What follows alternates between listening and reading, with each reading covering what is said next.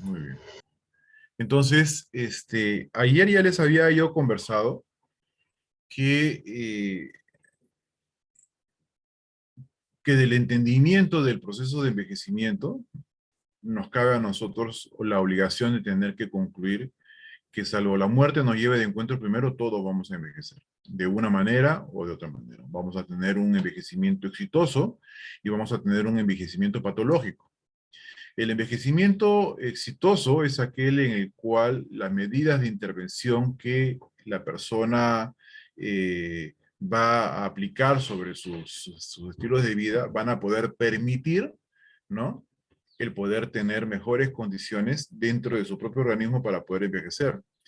Y si es que nosotros entendemos el diagrama del día de ayer que nos presentó que yo les presenté, que había sacado hoy había presentado la OMS respecto de la capacidad intrínseca, pues si es que nosotros trabajamos sobre nuestro medio ambiente, si es que nosotros trabajamos sobre la prevención de nuestras enfermedades, si nosotros trabajamos sobre nuestra dieta y sobre el ejercicio, pues es obvio que las condiciones de nuestro organismo frente a los riesgos del envejecimiento celular, pues van a ser menores en contra de aquellos que no han tenido pues estos estilos de vida y en consecuencia su proceso de envejecimiento de este grupo poblacional que no ha aplicado ningún tipo de cuidado sobre su organismo, va a ser en este caso sí patológico por la aparición de enfermedades y las consecuencias de las mismas sobre su propio organismo y en este caso sobre su función. Que quizás por ahí radique la relevancia de este tema, ¿no? El hecho de poder entender que tenemos que tratar de lograr que nuestros pacientes, que nuestros adultos mayores, que nosotros mismos podamos envejecer de manera satisfactoria, sin perder independencia. Como les dije al domingo, no sé si ustedes vieron el, la- el reportaje del creador de los libros Coquito desde el año 57, creo. eh, Está vivo, tiene 95 años, y mentalmente está muy lúcido, y físicamente quizás tenga algo de disfunción, usa bastón, pero tranquilamente puedo yo entender al mirarlo al señor que no tiene tantos problemas como un paciente en diálisis, un paciente oncológico con cáncer avanzado, o un paciente con una insuficiencia cardíaca marcada. No está. Y eso en todo caso se relaciona pues con lo que hemos venido conversando. ¿Ok? Entonces, es importante entender nosotros que de esta actividad debemos de volver a insistir en el tema del mejor enfrentamiento de nuestros estilos de vida, de los nuestros y de las personas con las cuales vayamos a interactuar, ya sean adultos jóvenes o adultos mayores. Entonces, eh, siempre con el intento de tratar de ver por qué es que se envejece, se han propuesto múltiples teorías para poder explicar el proceso del envejecimiento, ¿no? Muchas, algunas veces, han sido catalogadas como la búsqueda de las razones patológicas por las cuales se envejece. Entonces, vuelvo yo a insistir, el envejecimiento no es una enfermedad. El CIE-10 coloca como diagnóstico senilidad, y ahora el CIE-11, que se va a aplicar a partir probablemente de enero del próximo año, eh, reemplaza el diagnóstico senilidad por el diagnóstico vejez. Pero yo quiero destacarles que el diagnóstico no se relaciona con el tema peyorativo de que el envejecimiento es una enfermedad, sino con la necesidad de poder contar con un diagnóstico que permita poder generar intervenciones, eh, que puede ser intervenciones recuperativas, sobre todo para las empresas aseguradoras o los organismos gubernamentales, pero hay que tener mucho en cuenta que cuando se vayan a aplicar esos diagnósticos, tienen que haber otros diagnósticos más, porque de lo contrario pudiéramos ahí sí caer nosotros en la aplicación del estereotipo viejista y tener que concluir que todos los diagnósticos se resumen en uno, que es vejez. Y al ser vejez, entonces el colega puede decir que el adulto mayor el único problema que tiene es vejez, simplemente por la ociosidad de no querer buscar ni atenderlo, ¿no? Buscar causas y tratamientos, intervenciones, y mucho menos ofrecer atenciones, ¿no? Entonces, hay que tener mucho cuidado cuando estemos nosotros enfrentando estos términos. Entonces, existe ya casi un hecho, y propuesto como ya probable, que no exista una teoría única que pueda explicar todos los mecanismos del envejecimiento, ya que el envejecimiento ocurre a todo nivel y existen diferentes mecanismos para que las células puedan envejecer. Ahora, dos puntos importantes. Ahora, hay una buena cantidad de genes que intervienen en el proceso del envejecimiento. Y de ellos también hay mutaciones múltiples que afectan los procesos del envejecimiento. Por eso es que el envejecimiento no es semejante comparando un organismo con el otro. Dependerá de los factores que afecten al organismo para que éste pueda eh, definir la expresión de los genes y en consecuencia también las mutaciones, ¿no? Que puedan producir un tipo de envejecimiento diferenciado. Ahora, ocurre a nivel molecular, a nivel celular y a nivel de órgano, ¿no? Entonces, lo más claro para nosotros va a ser el envejecimiento cerebral, pulmonar, renal, cardiológico, y le dije cerebral si no me equivoco, ¿no? Cerebral, renal, hepático, pulmonar y cardiológico, ¿no? Entonces, son los 5 órganos vitales de cuyos órganos sabemos más o menos cómo podemos evaluar sus suficiencias, ¿no? Entonces ya deben haber llevado ustedes sus cursos de nefrología, de cardiología, de gastroenterología para poder saber cómo es que se maneja el tema del diagnóstico de la terminalidad de un órgano. En nefrología tenemos inclusive hasta una fórmula de Cockcroft-Gault para poder saber cuánto insuficiencia renal tiene la persona.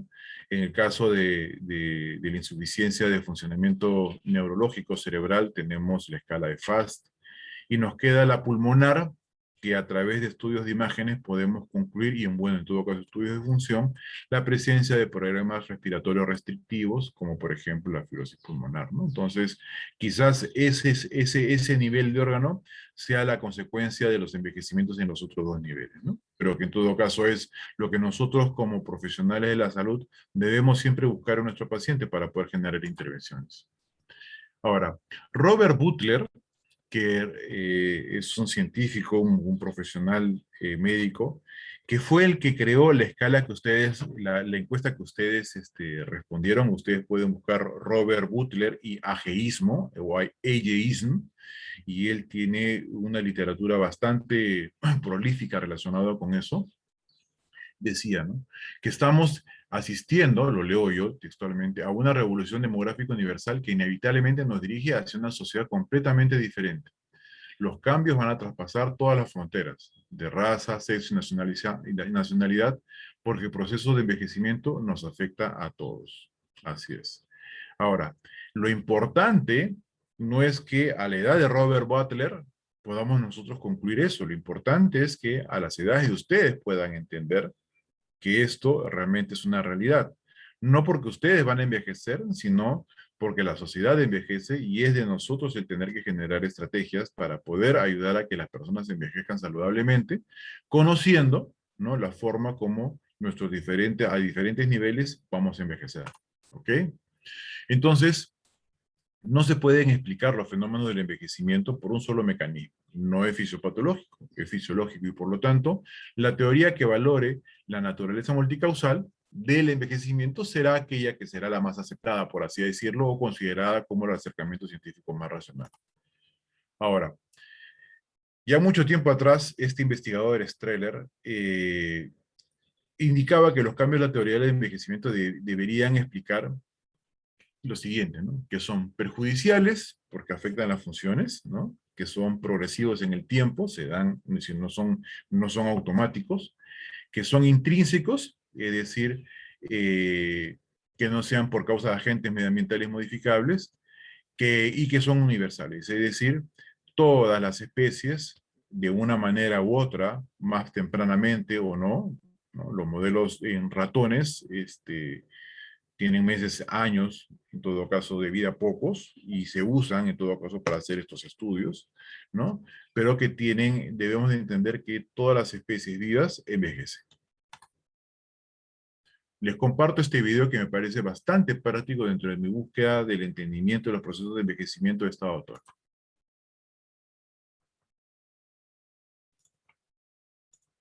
Ups.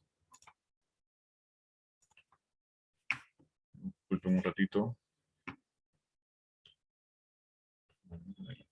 A ver, un segundito.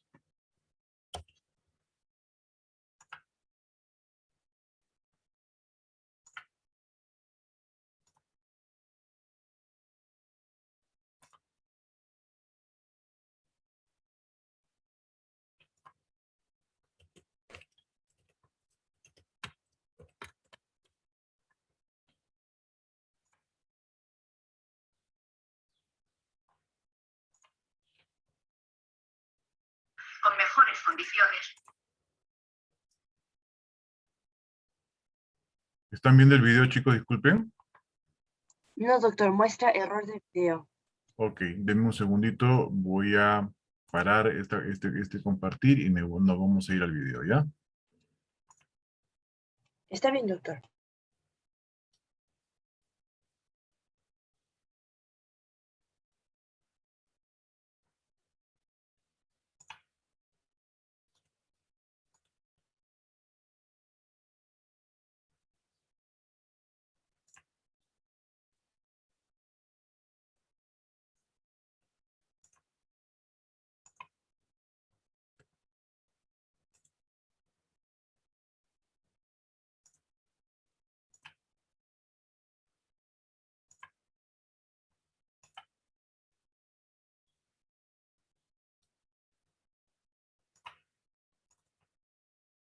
Ahora sí, ¿lo ven? Sí, doctor. Sí, doctor. Ok, va. En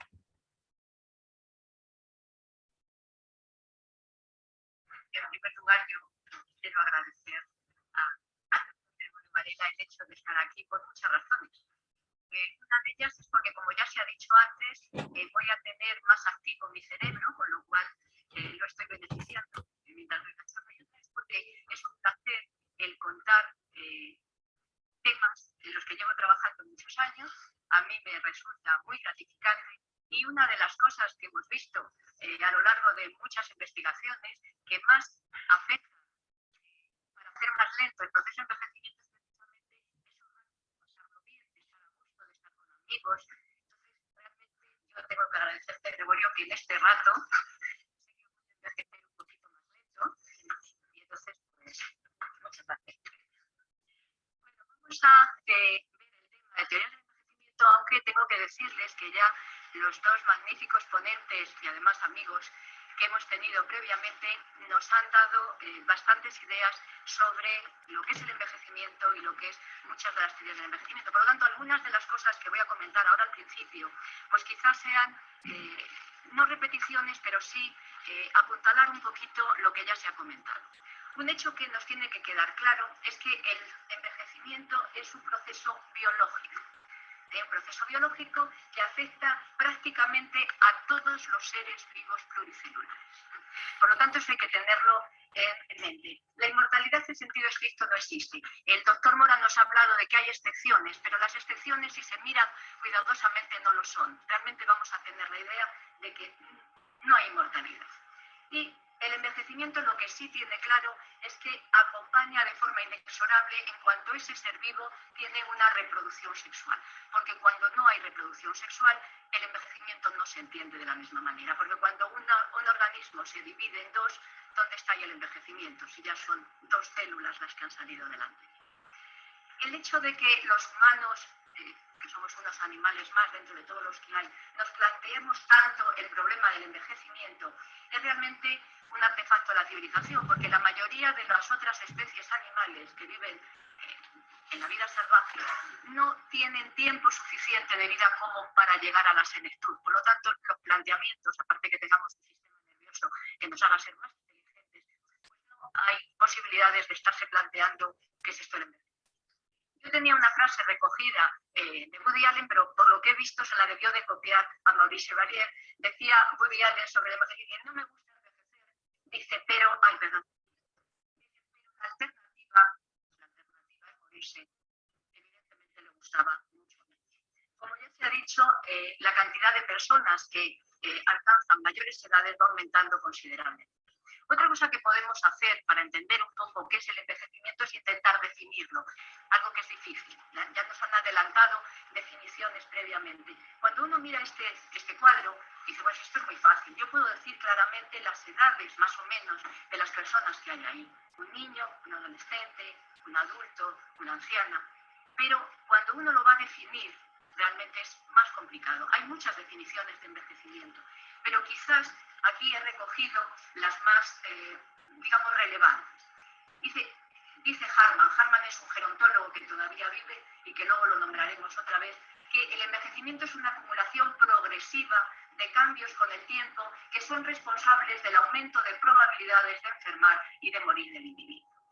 Pero a mí quizás la definición que más me gusta es esta que he remarcado aquí, en donde dice que es una disminución progresiva y generalizada de la función del organismo con un estado de menor adaptación al cambio. Es decir, cada vez esas variaciones que nos hacen responder peor a estos cambios internos y externos, porque hay una disminuida capacidad para restaurar la homeostasis. ¿Qué es la homeostasis? Es ese equilibrio funcional que todos tenemos y que nos permite tener salud, nos permite funcionar. Pues cuando nos vamos haciendo mayores, cada vez es más difícil mantener ese equilibrio.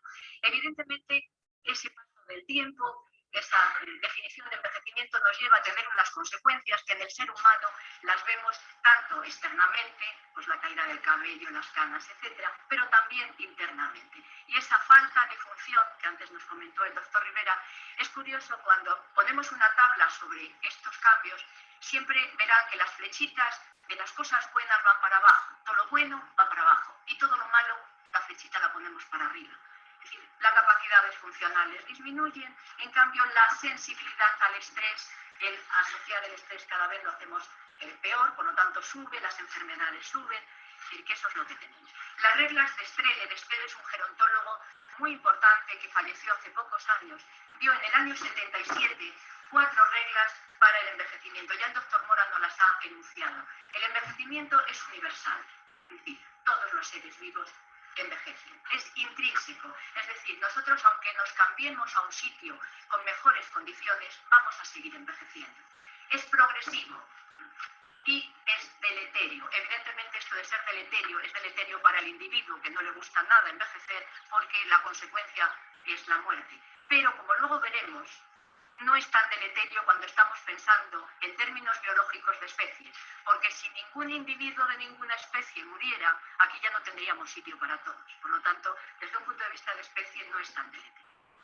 Pero una cosa que sí que es importante tener en cuenta, cuando hablamos de envejecimiento y estamos pensando en longevidad, es decir, en cuántos años se vive, tenemos que aclarar una diferencia importante para no confundir conceptos.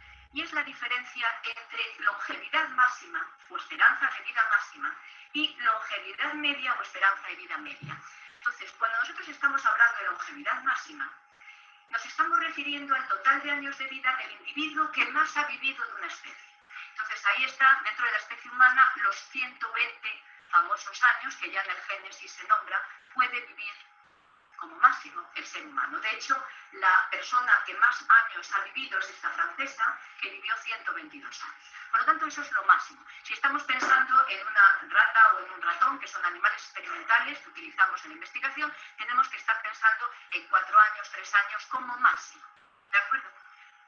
Pero cuando muchas veces nosotros pensamos en nuestro envejecimiento, lo que estamos diciendo o hablando es de longevidad media o esperanza de vida media, que es la media de años de vida para una determinada población que ha nacido en la misma fecha. Y esto es lo que está aumentando en los últimos años en los países occidentales y en nuestro país, y es lo que se transmite en las estadísticas, es decir, que cada vez, a medida que avanzan todos los estilos de vida, y los avances sanitarios, etc., nosotros hacemos esta curva más rectangular. Es decir, más personas llegan a la esperanza de vida máxima, a esos 120 años, para fallecer ahí. Sin embargo, en los países menos desarrollados esto se representa como una recta, es decir, se van muriendo mucho antes y por eso la media es, digamos, menor. Por eso lo que tendemos ahora es a intentar que esta curva sea lo más rectangular posible y que vivamos hasta esos 120 años en las mejores condiciones de salud.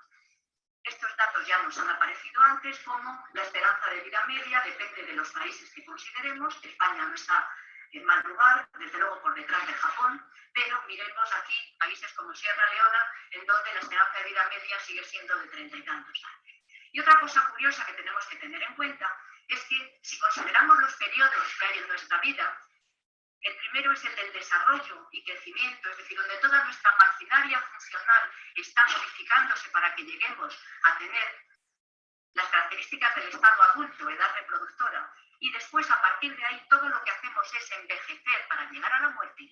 Pues si estamos viviendo una media de unos 80 años, desde los 18, que es donde se establece como de forma global en el ser humano esta media de actividad reproductora, imagínense la cantidad de años de nuestra vida, que es el periodo más largo que hacemos es estar envejeciendo. Por lo tanto, es importante saber qué es lo que sucede en ese periodo y qué podemos hacer para que ese periodo se haga de la forma mejor posible, es decir, lo más lento posible. Como ya nos dijo el doctor Mora, esta diapositiva siempre la comentamos, si nosotros queremos tener una buena longevidad, es decir, acercarnos en buenas condiciones a esos 120 años, tenemos que saber mantener la salud. Y para mantener la salud, sabemos que un 25% de esa salud la tenemos en los genes, los que a cada uno le tocan. Pero un 75% lo podemos conseguir con estilo de vida, con esa nutrición, con esa actividad física, con esa actitud positiva ante la vida, con eso no dejar que el apagón emocional llegue demasiado pronto. Entonces hay un 75% de posibilidades de que nosotros podamos controlar nuestra salud y por lo tanto podamos llegar a tener una buena y larga longevidad. Bien, cuando nos ponemos a pensar cómo se produce el proceso de envejecimiento, este que acabamos de definir, pues cada uno se le ocurre de una forma distinta dependiendo qué campo de la ciencia esté dedicado. Así, cuando este gerontólogo, BFD, en el año 90 hizo una maravillosa recopilación de cuántas teorías se habían publicado, teorías científicas, se habían publicado para explicar cómo se produce el envejecimiento, ya entonces le salieron más de 300 teorías. Evidentemente hay algunas aportaciones científicas que dicen que en realidad hay tantas teorías como gerontólogos existen en el mundo. Evidentemente cada uno da su teoría, pero bueno, no, realmente muchas de esas teorías, como ahora veremos de forma resumida, no son tales, son aportaciones, pero no explican realmente cómo es el envejecimiento. Entonces, en el año 93, de todas esas múltiples teorías, dijo, vamos a hacer dos grandes grupos. Uno de los grupos de teorías son las que se llaman deterministas, que son aquellas en que dicen, no, es que nosotros el envejecimiento está programado genéticamente. Hay unos genes que se dedican a eso, a programar el envejecimiento. Hay unos gerontogenes. Y aquí comentaremos algunas de las teorías, dos realmente más relevantes y que más se han difundido en la prensa, en los medios de comunicación. Y luego tenemos otro grupo de teorías que son las que se llaman estocásticas, no deterministas, que aquí lo que hablan es que, bueno, vamos a ver, el genoma tiene su parte, pero hay que tener en cuenta alteraciones del ambiente. Es decir, son teorías epigenéticas, teorías donde se meten otras cosas, no solo los genes. Entonces aquí tenemos una serie de teorías fisiológicas, teorías metabólicas, las de los radicales libres, que comentaremos también brevemente, para después llegar a una teoría integradora y más o menos consensuada que nos va a explicar por qué, bueno, cómo, dónde y por qué se produce el envejecimiento. Vamos a hablar un poquitito de las dos teorías más extendidas dentro de las genéticas, de las deterministas. Una de ellas fue la que dio Hayfried en el año 61, que es el límite mitótico. Este gerontólogo en aquel momento, digo en aquel momento porque ahora se ha retrasado, en aquel momento dijo que envejecemos porque nuestras células tienen una especie de reloj mitótico que le hace tener una serie de divisiones y cuando ese reloj se corta y ya no nos podemos dividir más las células, entonces el individuo muere. Entonces, él hacía unos experimentos muy bonitos que le salieron muy bien, tomaba fibroblastos de embriones, los ponía a dividir y siempre se le dividían el mismo número de veces, en concreto 50. Luego, además, cuando las células, los fibroblastos, las sacaba de un niño o de un adolescente o de una persona madura o de una persona mayor, ese número de divisiones iba cada vez siendo menor. Y luego, además, le salía tan redondo todo que el número de divisiones de esas células era proporcional a lo que vivían los individuos de la especie de las que sacaba esas células. Es decir, que los fibroblastos de las tortugas se le dividían muchas más veces que los fibroblastos del humano o del ratón. Con lo cual, él sacó su teoría. Y se quedó muy contento y durante muchos años todo el mundo ha hablado de la teoría del límite mitótico de Hayflick como la base del envejecimiento. Evidentemente, como comentó Streller, que ya les he dicho, un gerontólogo bastante inteligente, dijo que no existe ninguna razón para creer que el envejecimiento clonal o esa pérdida de capacidad mitótica sea la causa del envejecimiento de todo el organismo. Es evidente que no todas nuestras células se pueden dividir. ¿Qué pasa con nuestras neuronas que apenas se dividen? ¿Cómo vas a aplicar el límite mitótico de Hayflick a nuestro cerebro? ¿De acuerdo? Entonces, y luego hay otras células, las células que transmiten, digamos, los genes, los espermatozoides, etc., que esas se siguen dividiendo y tienen capacidad de división cuando el individuo es muy mayor o incluso si las sacamos cuando el individuo fallece. Por lo tanto, no podemos aplicar algo que uno obtiene in vitro en el laboratorio para explicar cómo envejece todo nuestro organismo. Y de hecho, en un congreso en el año 2007, del que salió una publicación, el propio Hayflick dijo: los genes no conducen el proceso de envejecimiento. O sea, que él mismo se retractó de todas sus ideas. Otra teoría muy nombrada es la teoría de los telómeros y de la telomerasa. Esta teoría viene a ser lo mismo que hemos dicho antes. Es decir, como las células tienen en el extremo de los cromosomas unos telómeros, unas estructuras que cada vez que duplicamos una célula se van acortando. Por lo tanto, la teoría de los telómeros decía: claro, cuando esos telómeros ya se acortan del todo, como la célula no se puede dividir más, la célula se muere, el individuo se muere. Volvemos a decir lo mismo. No todas las células se dividen, por lo tanto no podemos aplicar una teoría que no sea universalmente aplicable a todos los componentes de un individuo y a todos los individuos que hay vivos. De hecho, esta teoría se publicó tanto que hablaban de la telomerasa. La telomerasa es una enzima que alarga el telómero, como si fuera la panacea para ya no envejecer. Claro, uno se pone telomerasa, los telómeros no se le acortan y las células se pueden dividir. Pero claro, ¿qué es lo que pasa? Es que si las células se están dividiendo continuamente y no se diferencian, lo que tenemos puede ser que no envejecimiento, lo que tenemos es un cáncer. De hecho, las células cancerosas no acortan sus telómeros porque se están dividiendo continuamente. Por lo tanto, como dijeron Carlson y Ray en el año 98, dicen: los telómeros y la telomerasa tienen interés en cuanto a mecanismos normales o patológicos de la mitosis y de la diferenciación celular, pero no hay pruebas que la relacionen los telómeros y la mortalidad in vitro con lo que es el envejecimiento in vitro. Entonces, como pueden ver, todas las teorías de que los genes predisponen, están programándonos para el envejecimiento, se han caído por su base.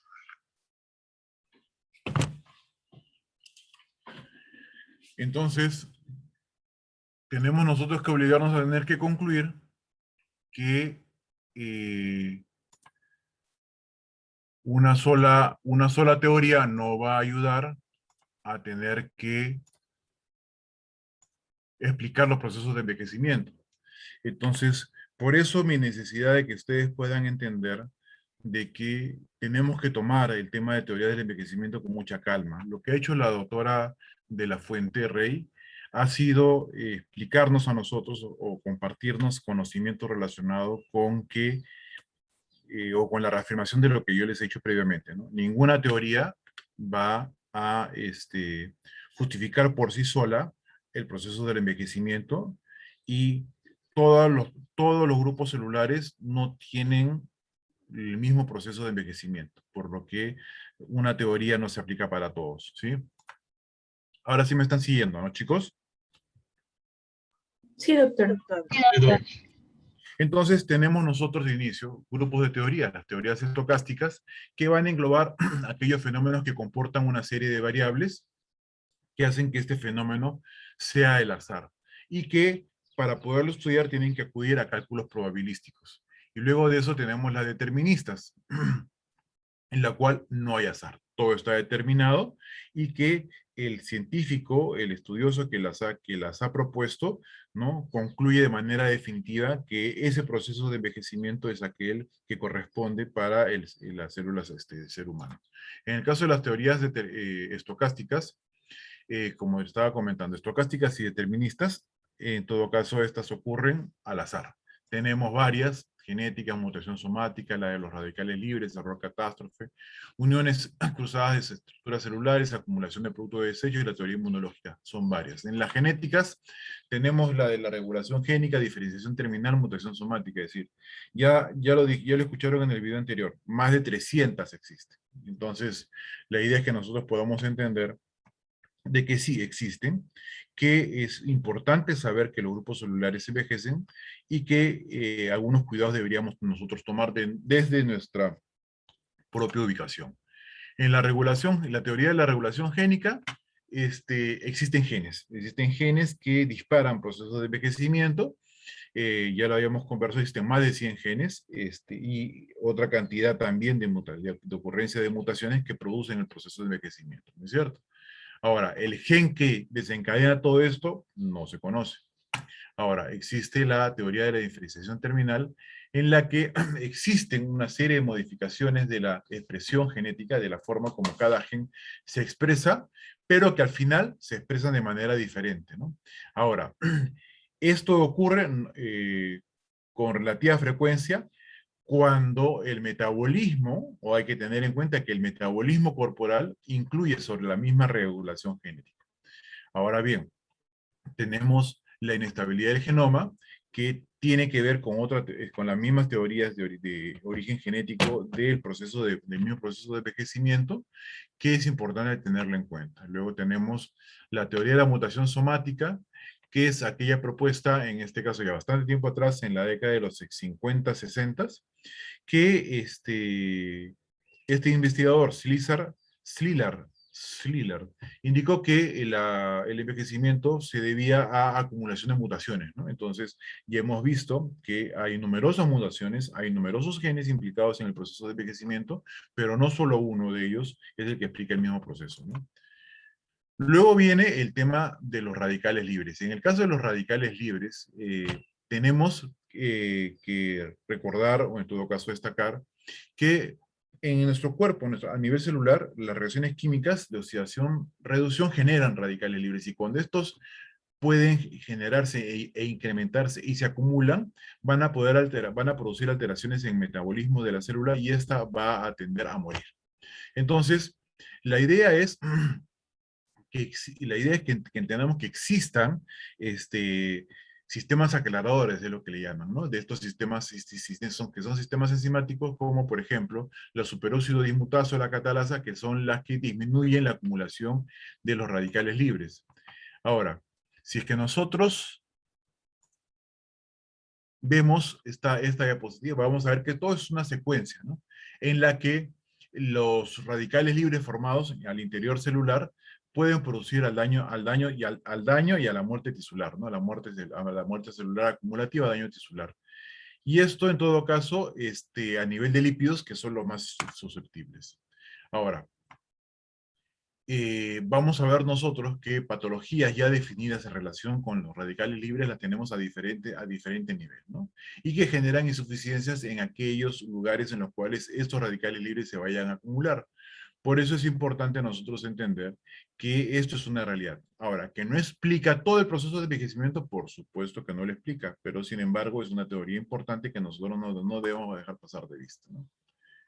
Ahora, en lo que se refiere a la senescencia inmune o la teoría inmune, nosotros tenemos pues que recordar a este investigador, Walford, que habla sobre el deterioro inmune de la persona, y que este deterioro inmune o la inmunosenescencia es una realidad, y que esta realidad inclusive ya forma parte de una estructura de entendimiento que es el proceso de fragilidad, en la cual la inmunosenescencia juega un factor importante. Ya ustedes van a poder llevar en su clase de fragilidad y van a poder entender que esta disminución de la capacidad inmune puede producir en el paciente alteraciones no solamente a nivel celular, sino también a nivel orgánico y corporal, ¿no? Que inclusive poniendo en riesgo su vida.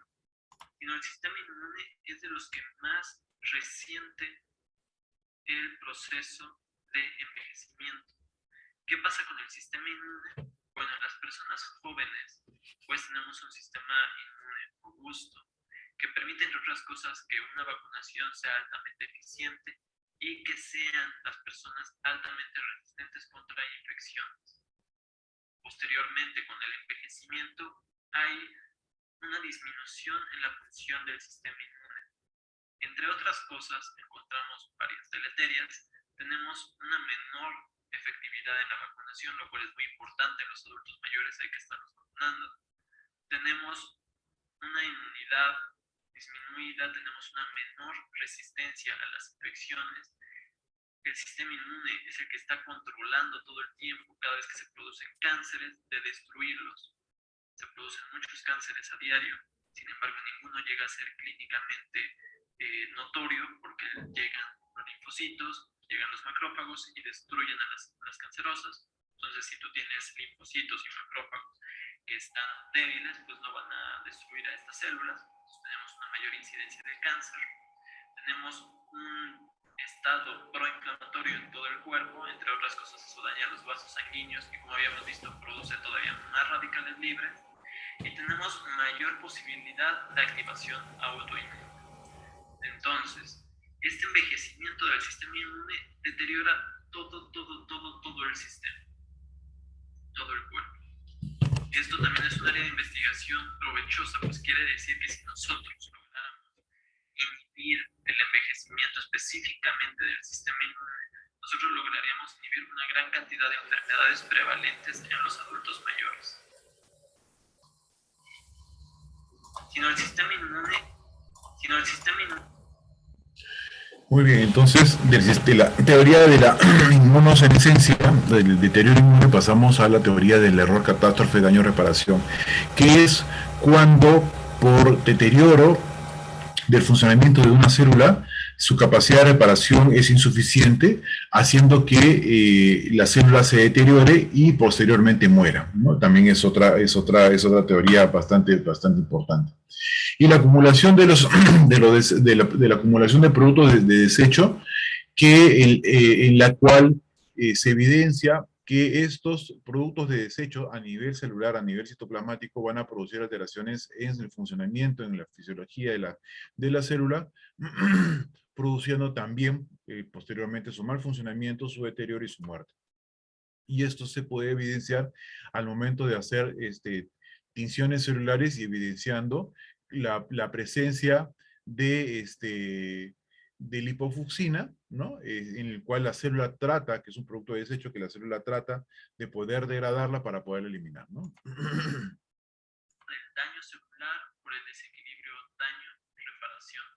Esta teoría fue postulada por Harman hace aproximadamente 30 años. Y entonces esta teoría básicamente se fundamenta en los radicales libres. Y estos radicales libres que están tan de moda últimamente porque dicen que prácticamente cualquier alimento podría disminuir los radicales libres, en realidad no es tan sencillo. Pero veamos, primero hay que definir qué es un radical libre. Un radical libre es una especie química con un solo electrón en su orbital externo. Son muy inestables y reaccionan con otras moléculas, tanto orgánicas como inorgánicas. Eso quiere decir que pueden reaccionar, entre otras cosas, con proteínas, con lípidos o con el mismo DNA. ¿Cómo se producen estos radicales libres? Bueno, una buena cantidad de radicales libres vienen de la mitocondria. Sabemos que hay una cosa que se llama cadena transportadora de electrones, que es básicamente lo que le da energía a la célula. Y esta cadena transportadora de electrones que está en la mitocondria produce radicales libres. Generalmente los radicales libres que produce esta cadena están inhibidos o están controlados por sistemas endógenos, sistemas del cuerpo y de la célula, que permiten que el AR o que permiten destruir estos radicales libres. Uno de los más importantes es el del glutatión. No solamente vienen de las mitocondrias los radicales libres, también viene de nuestra interacción con el medio, la luz ultravioleta de los rayos solares, la radiación, los pacientes cancerosos que reciben quimioterapéuticos, los estados inflamatorios crónicos, algunas toxinas ambientales, por ejemplo, muchas en los plásticos, en las botellas que consumimos. Todos estos producen liberación de radicales libres como son el superóxido. Aquí vemos a los radicales libres. ¿Pero qué producen estos radicales libres? Pues producen, entre otras cosas, el daño a la estructura del DNA, específicamente según el conocimiento. Entonces, estos radicales libres desestabilizan el DNA y eso hace que una proteína defensora del DNA, que lo que hace es regular que el DNA esté completamente bien, entre otras cosas, para no favorecer que se produzca un cáncer, digamos que es una proteína que nos está cuidando del cáncer, que es P53, detecta estos daños y lo que hace es parar el ciclo celular, ya no permite que se siga reproduciendo la célula y en muchas ocasiones mata la célula. Tenemos una serie de sistemas que nos permiten controlar todo esto.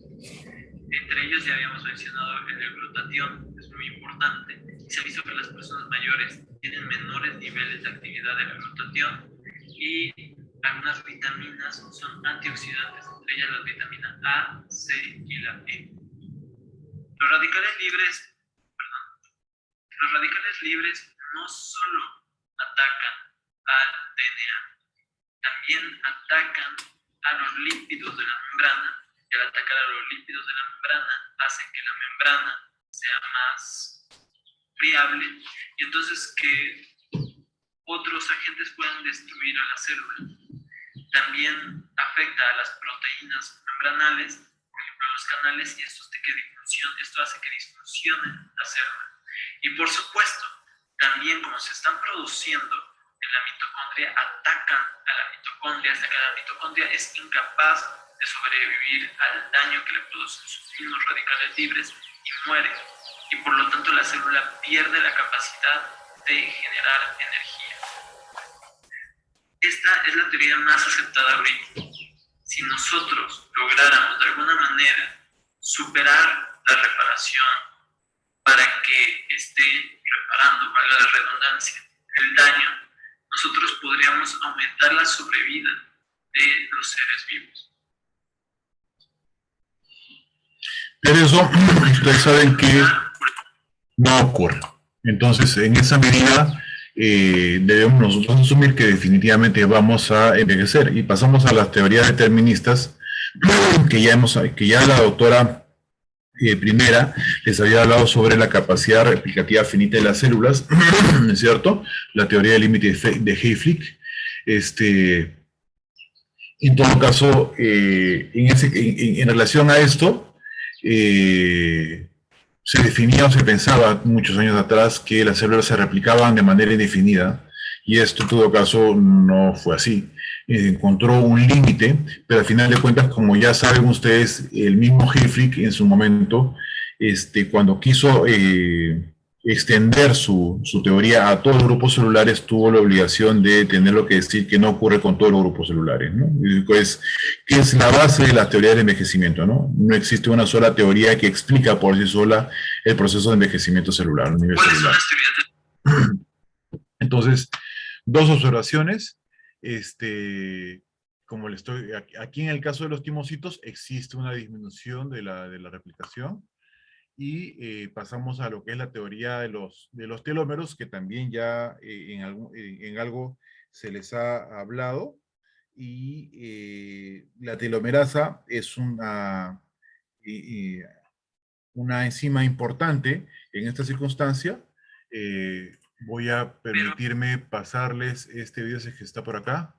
Ajá, al respecto de Los los telómeros. telómeros son las puntas de los cromosomas y los cromosomas son miniaturas en todas las células de nuestro cuerpo que llevan la información genética. Están hechos de moléculas largas de ADN. Cada punta del ADN debe tener una pequeña tapa protectora. Esa tapa es el telómero. y protege de verdad al cromosoma, de manera que protege el material genético. Si uno no tiene una tapa protectora adecuada porque se ha desgastado con el tiempo y repentinamente esta deja de funcionar, las células no funcionan adecuadamente y se enviarán señales equivocadas entre sí y a otras células a través del cuerpo. Nos interesa mucho saber cómo se relaciona el desgaste de los telómeros con la salud. En parte porque queremos saber, ¿es solo un biomarcador? ¿Es solo un indicador y en realidad están ocurriendo otras cosas? ¿O qué tanto deterioro está causando en la salud que luego son vistos como incrementos en las enfermedades crónicas del envejecimiento? Pero ya tenemos una idea clara de que está causando al menos algunos de los riesgos de que la gente sufra de enfermedades crónicas del envejecimiento. Las tres grandes: diabetes, cáncer y cardiovasculares. Y claro, cada vez pensamos más en la demencia a medida que la gente envejece. Y la escasez del telómero que se puede ver predice una mayor posibilidad de que alguien muera en el futuro. No es un efecto insignificante. Nuestras células tienen cierta cantidad de una enzima. La llamamos telomerasa y reconstruye los telómeros. Desafortunadamente no lo hace muy bien en los humanos. Está bien, nos da a la mayoría una buena y larga vida, pero a veces no funciona muy bien. Y puede haber muchos otros procesos que estén desgastando los telómeros. La telomerasa puede reconstruirlos con la ayuda de muchos otros factores en las células. Lo que quisiéramos saber es cómo podemos ayudar en ese proceso de reconstrucción. Nos ha interesado mucho el papel que juegan la nutrición, el ejercicio, lo que comemos.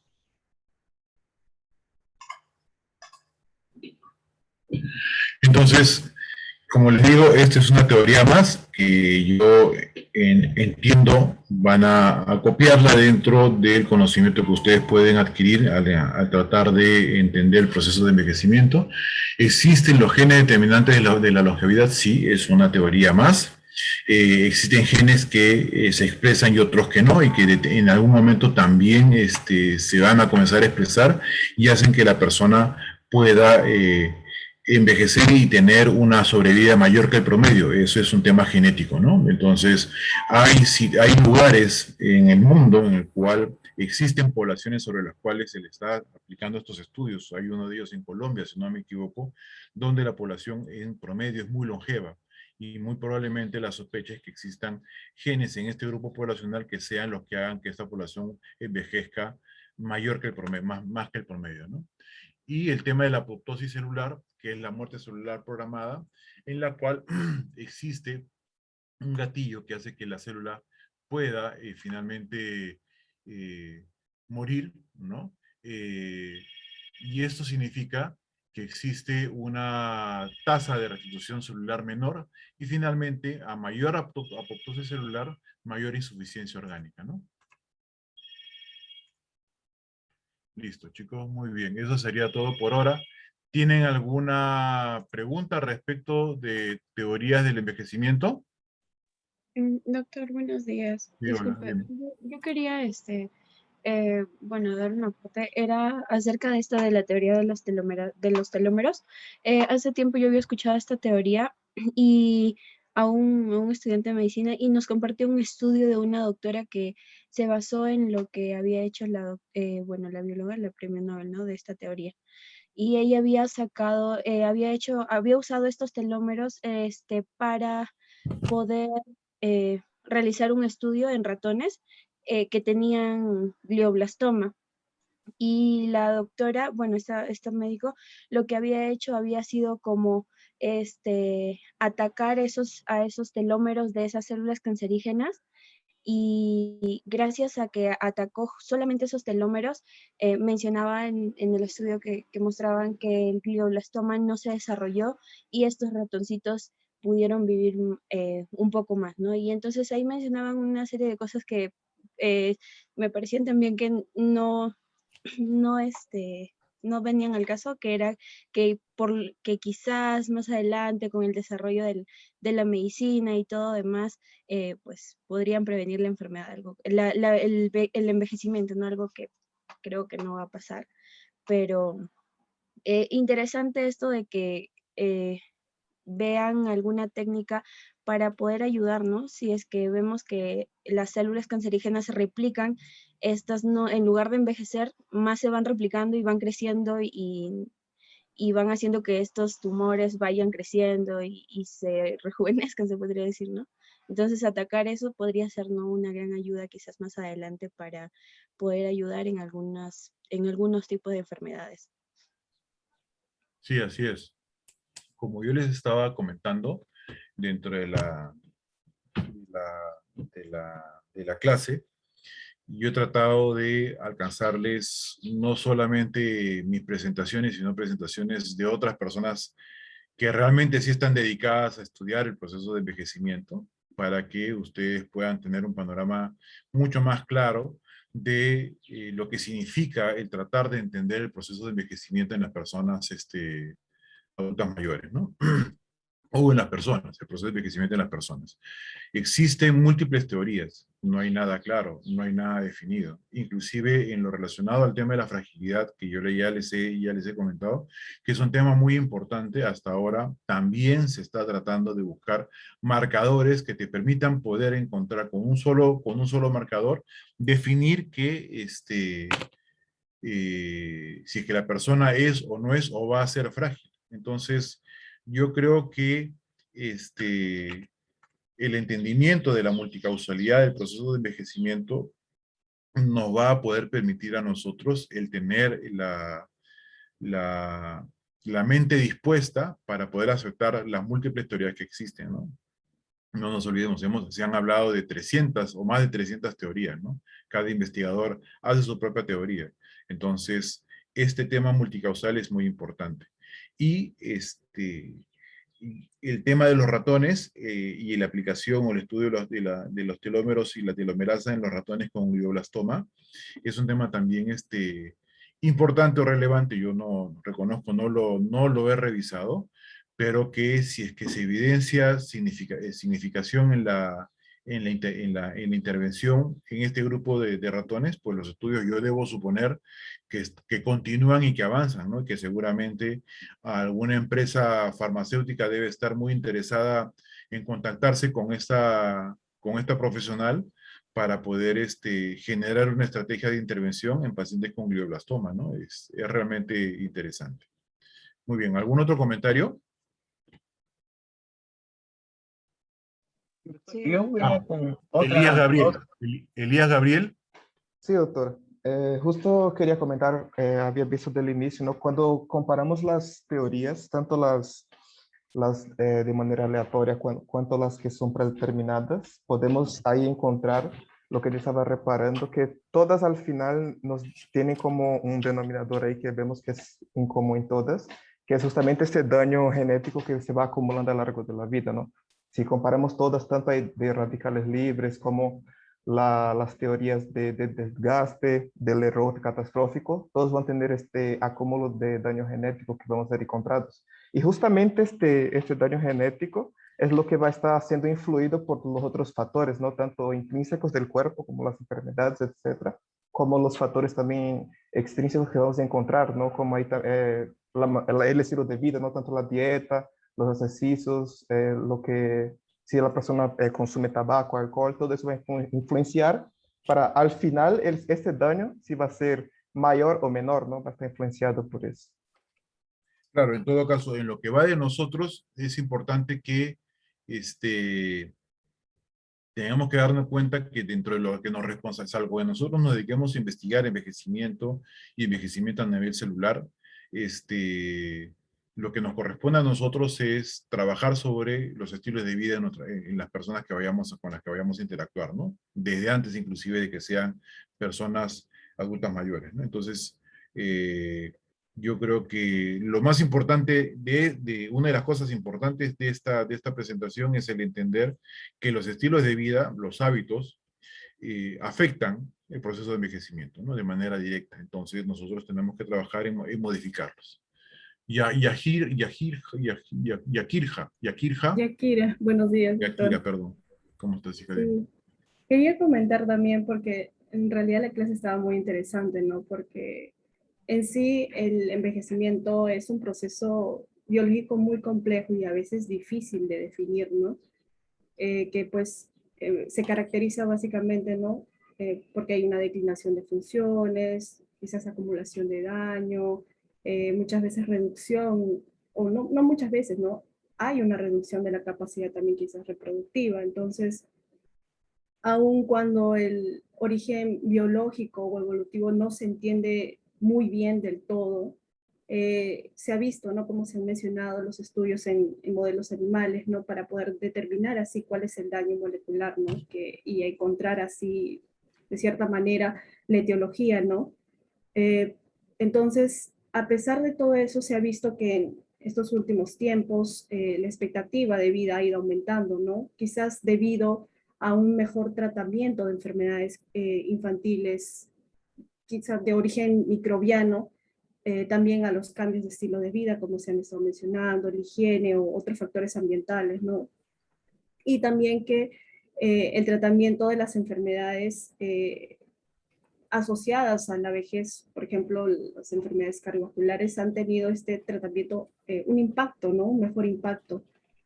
Pero se puede decir que aún hay todavía ese gran desafío biológico, tanto para comprender como para básicamente comprender, ¿no? Cuáles son los mecanismos moleculares que son responsables de quizás el deterioro funcional que algunos adultos mayores tienen, ¿no?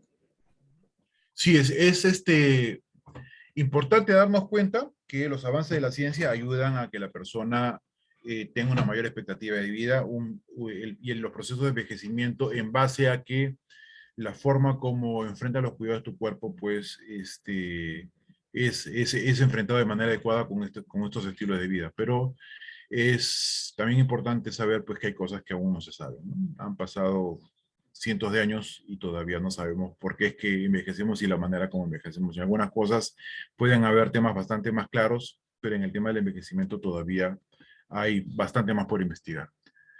Lerma. Sí, doctor. Algo a complementar también en lo que dijo mi compañero Elías es que, si bien es cierto, los factores genéticos están influenciados por los factores ambientales, y de ello lo que me llamó la atención es que en la dieta está relacionado con un efecto positivo la dieta alta en fibra, especialmente los cereales. Y en cuanto al alcohol, que a veces en algunos casos se ha tomado como un preventivo del daño cardiovascular, eh, la, la conocida copita de vino después del almuerzo, por ejemplo, eso vendría a ocasionar con el tiempo, a largo plazo, una reducción de los telómeros, ¿no? Entonces hay muchas cosas así que con el avance de la ciencia se ha visto que en realidad, si nosotros tomamos en cuenta lo que es el estilo de vida, vamos a poder prevenir, mejor dicho, mejorar lo que es el envejecimiento, ¿no? Sí, así es. Ahora, no nos olvidemos que el alcohol y el tema de los telómeros se relaciona, y en todo caso ya para poder terminar, disculpen chicos porque ya nos toca la siguiente clase, el alcohol y el tema de los telómeros se relaciona con el consumo excesivo, ¿ah? Por si acaso. No es la copita de vino. En todo caso, bueno, es por lo menos lo que yo sé. Porque si en algún momento habían hablado de el, ¿cómo se llama? El resveratrol, creo que se llama el nombre del elemento que se encuentra en el vino, que para poder ayudarlo, que para poder ayudar a la persona, a que la persona se mantenga sana, tenía que tomar pues cantidades increíbles de vino, ¿no? Entonces, la idea es que entendamos que es esa asociación entre el consumo excesivo y la propuesta no es el consumo excesivo, ¿ya? Listo, chicas, entonces vamos a descansar un par de minutos y en todo caso vamos a la siguiente presentación, ¿ya? Sí, doctor. Sí, doc. Ok, muy bien.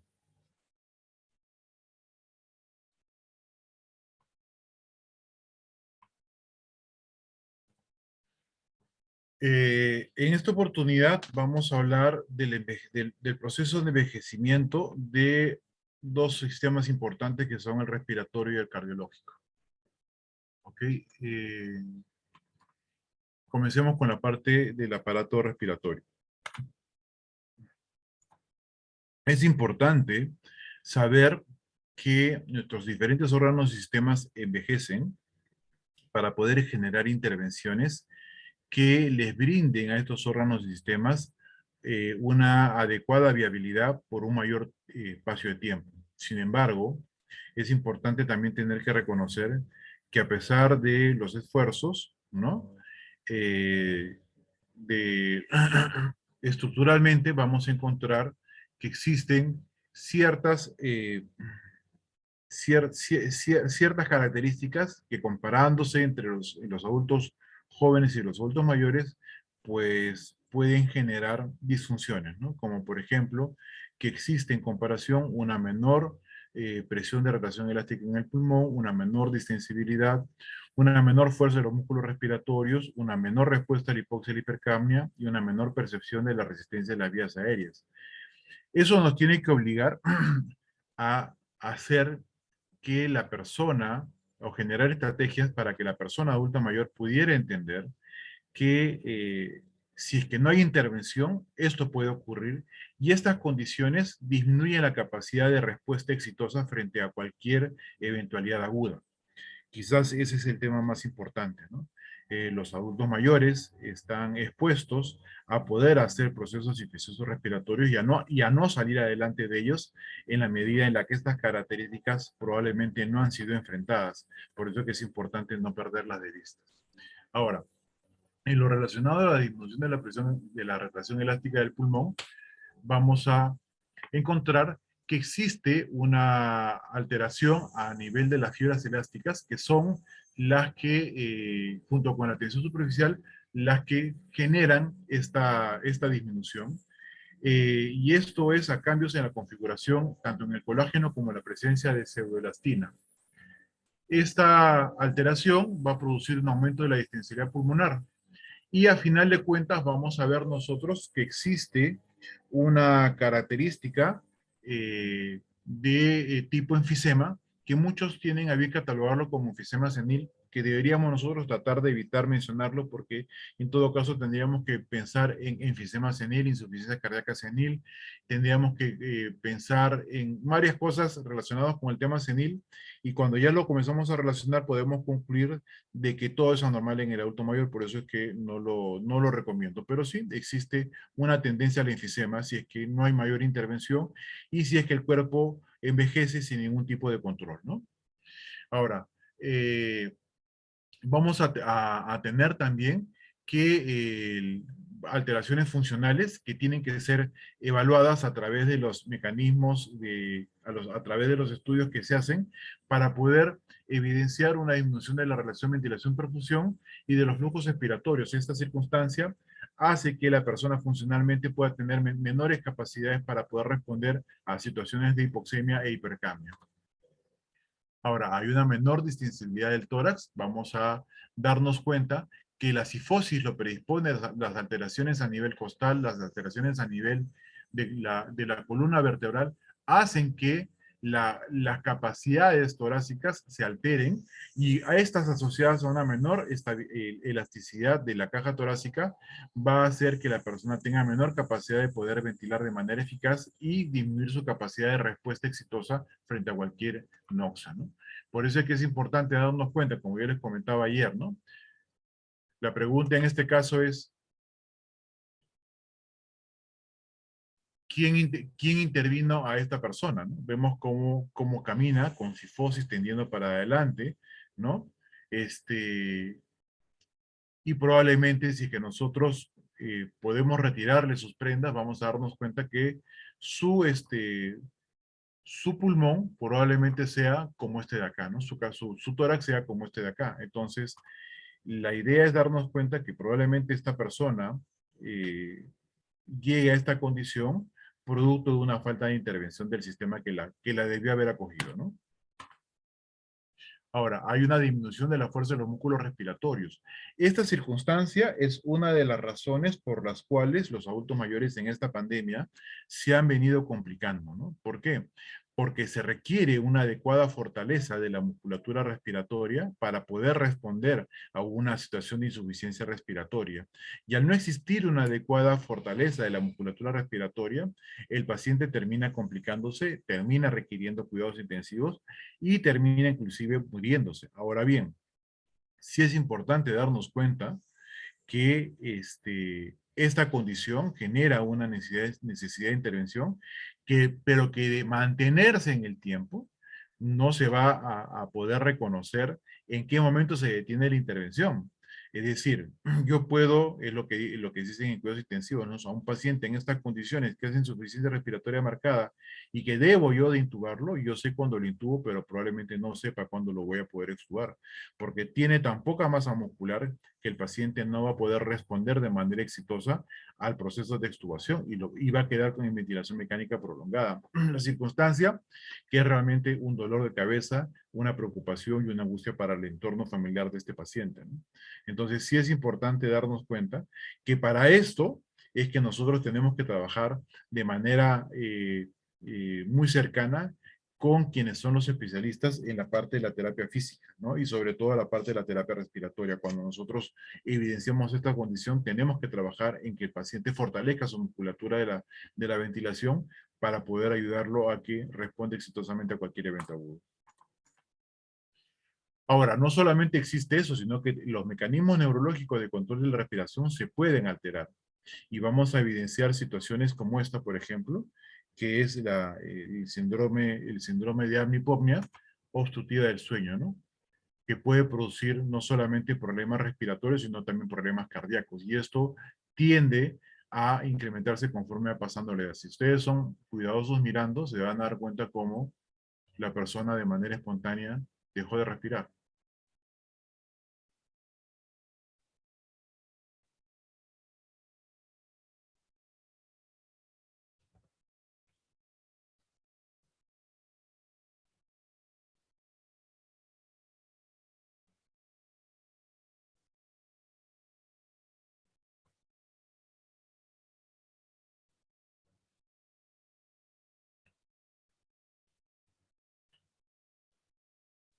Y luego y luego inició su proceso de ventilación, ¿no?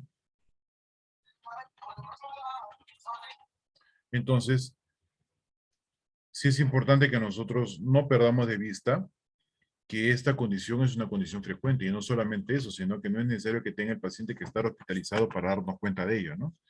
Tenemos que buscar y preguntarlo a nuestros propios pacientes o a nuestros propios familiares adultos mayores, porque si es que eso es así, requiere una evaluación especializada destinada a tratar de definir si es que es necesario algún tipo de equipamiento de soporte.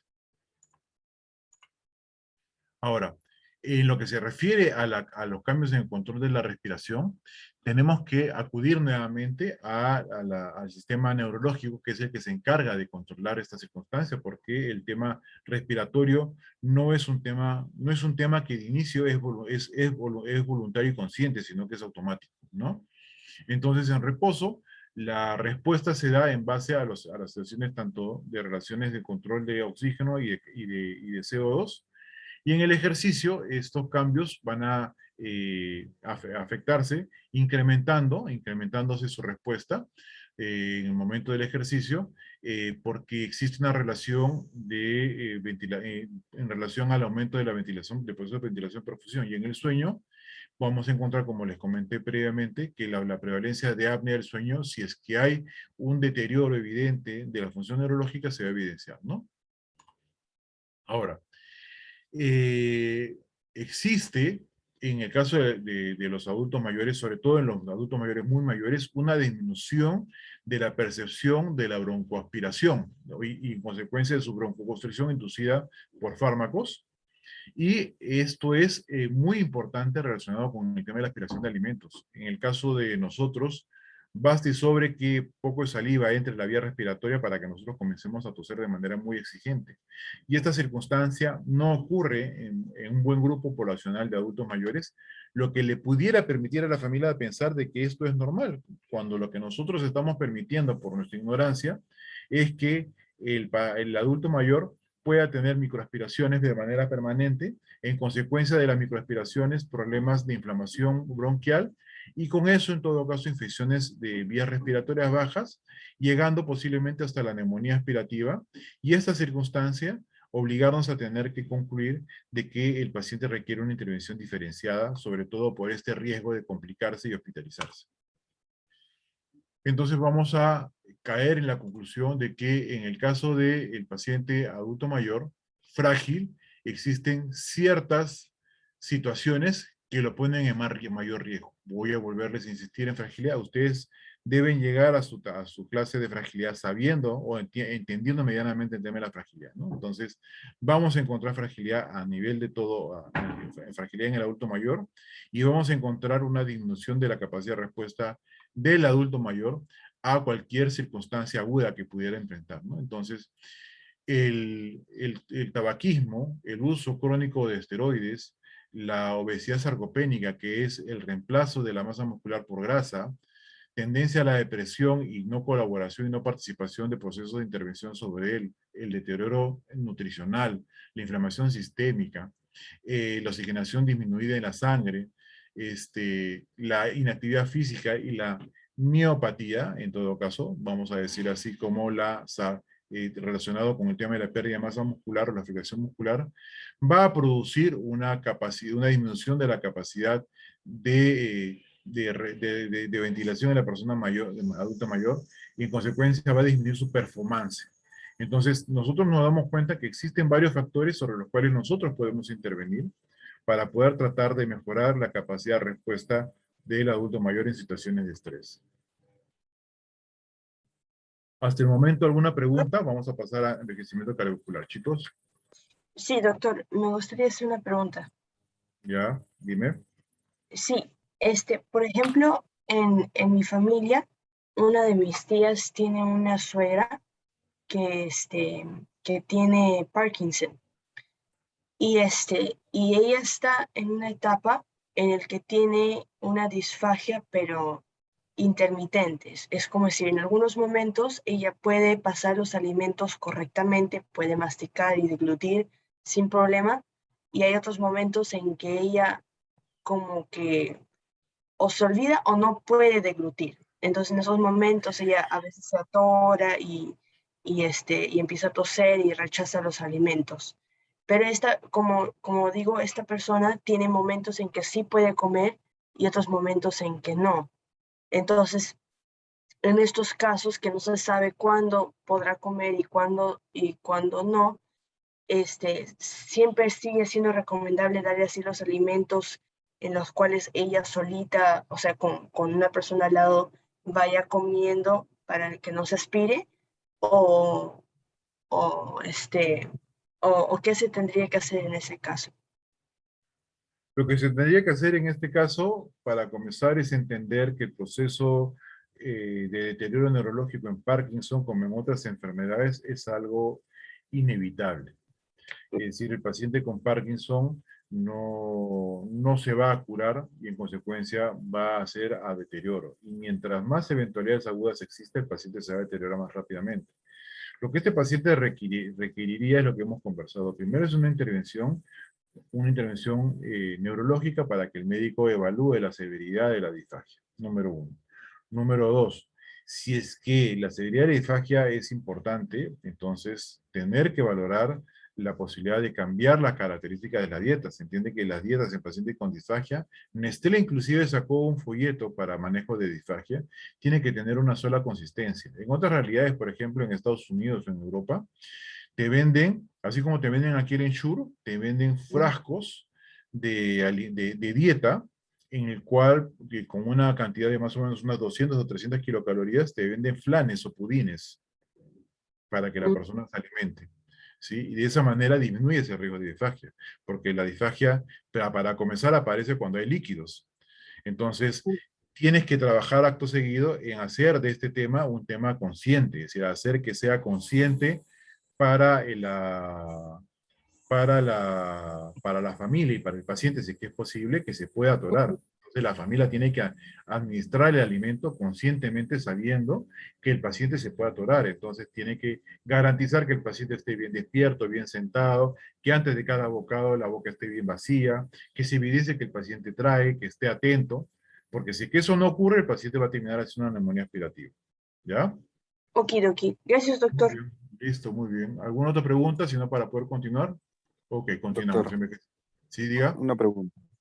En cuanto a la superficie alular que decrece en menos 0.27 metros cuadrados Sí. por año de edad, pregunta sería, o menos en promedio, ¿a partir de qué edad podría decirse que va a haber una disminución de la superficie alveolar? ¿O un promedio, o hay quizá una edad fija?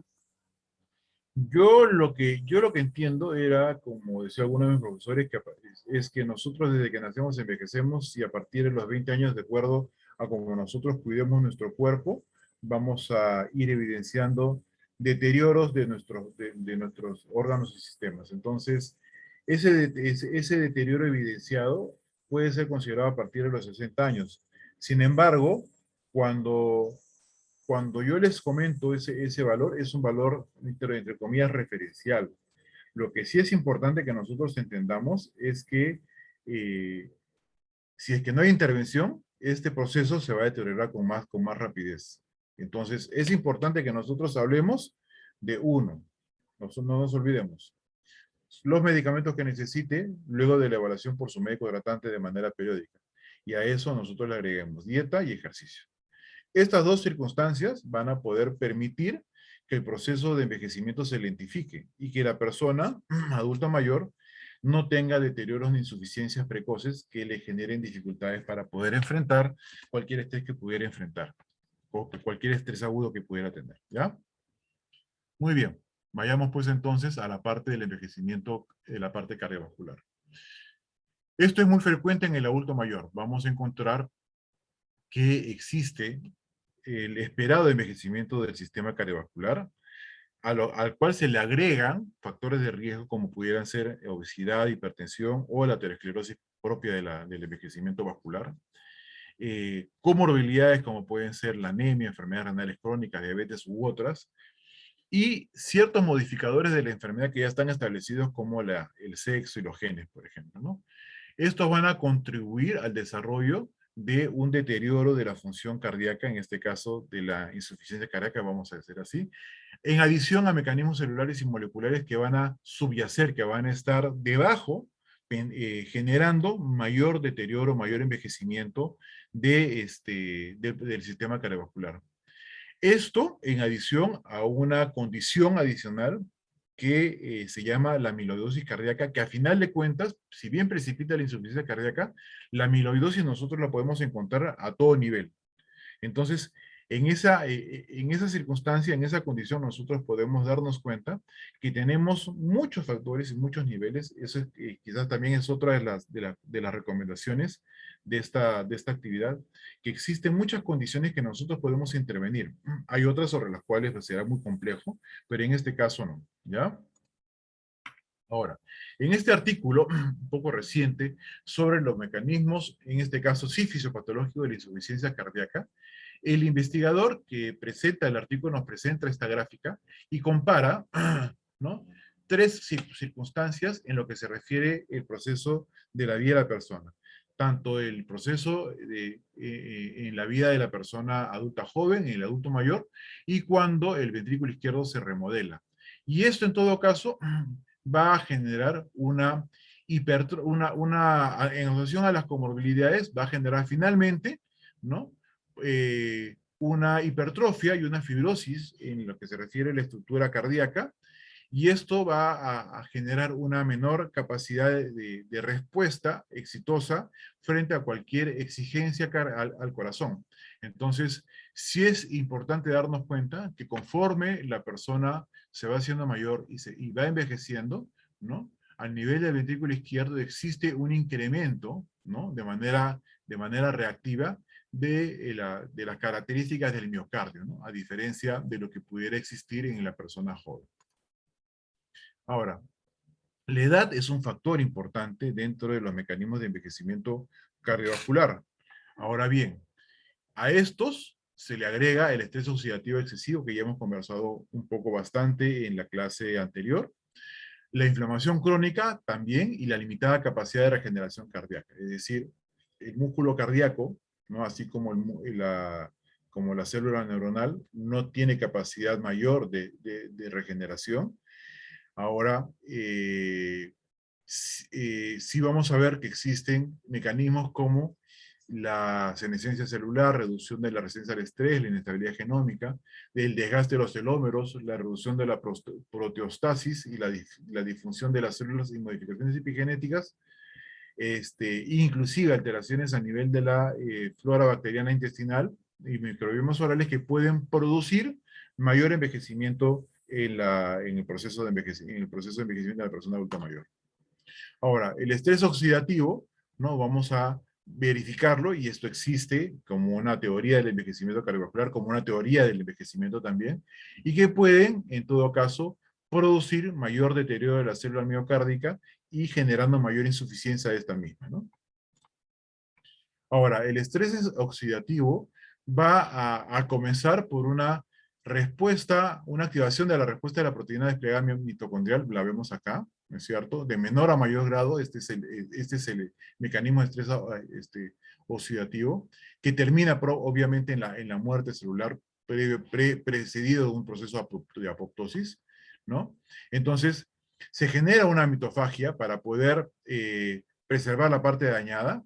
Sin embargo, existe esta eliminación por parte de las mitocondrias de una vesícula derivada de las mitocondrias a este nivel, que pueden activar las proteínas desplegadas mitocondriales, y a este nivel vamos a encontrar un deterioro de la función mitocondrial y un inicio del proceso frente a un estrés mitocondrial, un inicio del proceso de apoptosis que producirá la muerte celular, ¿no? Y en consecuencia, una menor capacidad de células cardíacas efectivas y una mayor tendencia a la insuficiencia. Ahora, la inflamación, el proceso de inflamación se entiende que es característico del proceso de envejecimiento. Ahora, existe una inflamación baja sin infección, en todo caso, que puede producir una alta mortalidad, ¿no? Que es la que produce mecanismos ineficaces de función cardíaca. Ahora, existen múltiples causas, es multicausal, no existe una causa básica, aquí las tenemos: la susceptibilidad genética, la obesidad central, el aumento de la permeabilidad intestinal a cambios en la composición de la microbiota, la senescencia celular, la activación del inflamosoma NLRP3, el estrés oxidativo evidenciado en las mitocondrias, y las infecciones crónicas y desregulación de las células inmunes. Estas circunstancias pueden producir mayor inflamación, y esta inflamación producir mayor tendencia a la muerte celular. Ahora, evidenciamos nosotros que sí es un hecho que existe una regeneración miocárdica limitada. Entonces, cuando un músculo cardíaco se lesiona, ¿no? Existe una menor capacidad endógena de regeneración de este músculo cardíaco, evidenciado en todas las especies animales, ¿no? Ahora, en otro tipo de células, por ejemplo en las endoteliales, existe lo contrario, una alta tasa de renovación, el tema de las células endoteliales, ¿no es cierto? Pero en las células mesenquimales no. Ahora, en individuos sanos, el envejecimiento da como resultado un aumento de la incidencia de la hipertrofia del ventrículo izquierdo, que eso ya lo hemos visto en la gráfica anterior. Una disminución de la función diastólica del ventrículo izquierdo como consecuencia del creciente, del incremento o del progresivo avance de la insuficiencia cardíaca, una dilatación de la aurícula izquierda compensatoria, la fracción de eyección se mantiene, si es que te mantienes sano, porque si es que no te mantienes sano, esta fracción de eyección va a disminuir, y la disminución de la capacidad de ejercicio y aumento de la prevalencia de fibrilación auricular, es decir, el paciente fibrila y no puede tener capacidad para poder hacer actividad física, ¿no? Por presencia o de descompensación de la función cardíaca. Entonces, además vamos a tener una tendencia al incremento del peso del corazón, porque existe un mayor incremento de grasa cardíaca, hay una disminución del número de miocitos, vamos a ver posteriormente diapositivas en las cuales las células musculares cardíacas son reemplazadas por otro tipo de estructuras a nivel cardíaco. Hay una disminución de la densidad de las fibras de conducción, por lo que existe una alteración en la conducción cardíaca y una mayor tendencia a la fibrilación auricular. Hay un aumento de la rigidez miocárdica. Y obviamente hay una calcificación del aparato valvular y del sistema de conducción. La esclerosis aórtica es una patología bastante frecuente en la persona adulta mayor, ¿no? Entonces vemos cómo en el joven una célula cardíaca, un tejido miocárdico sano se altera, ¿no? Y en el cual proliferan fibrosis, procesos de fibrosis, hay disminución de las células cardíacas y hay procesos inflamatorios que siguen tendiendo a mayor fibrosis, ¿no? Y esto genera un mayor riesgo de insuficiencia cardíaca.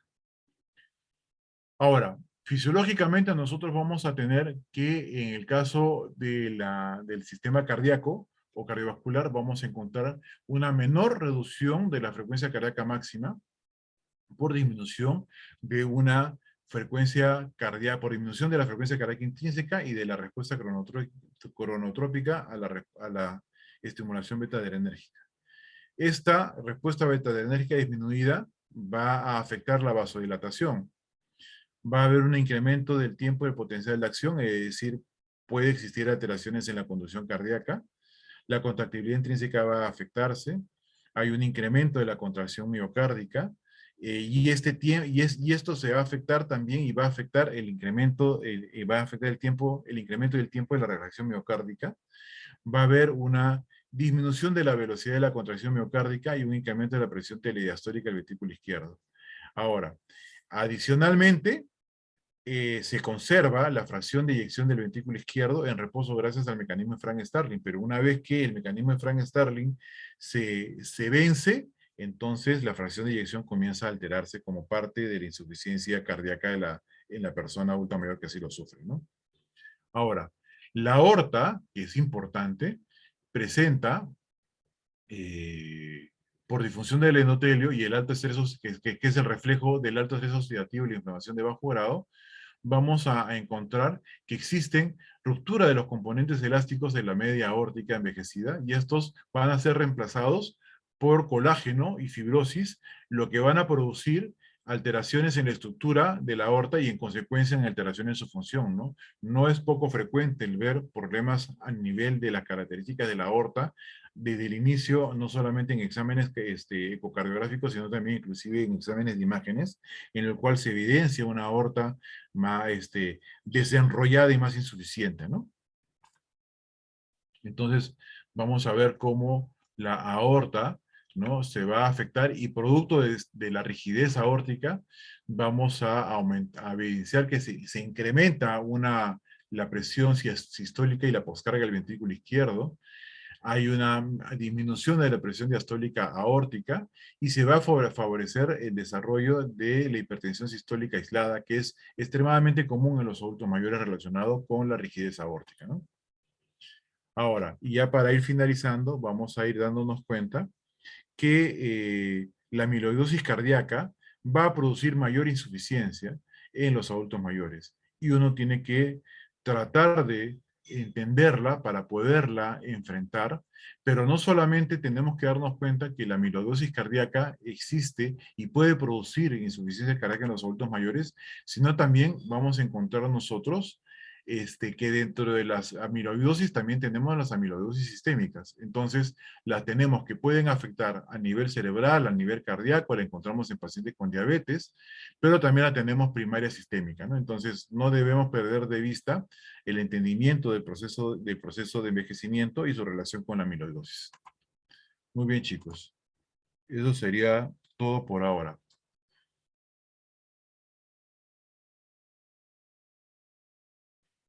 ¿Alguna pregunta? O, perdón, algún comentario mejor en todo caso. Doctor, sí, buenos días. Romana David Puente. Sí, dime.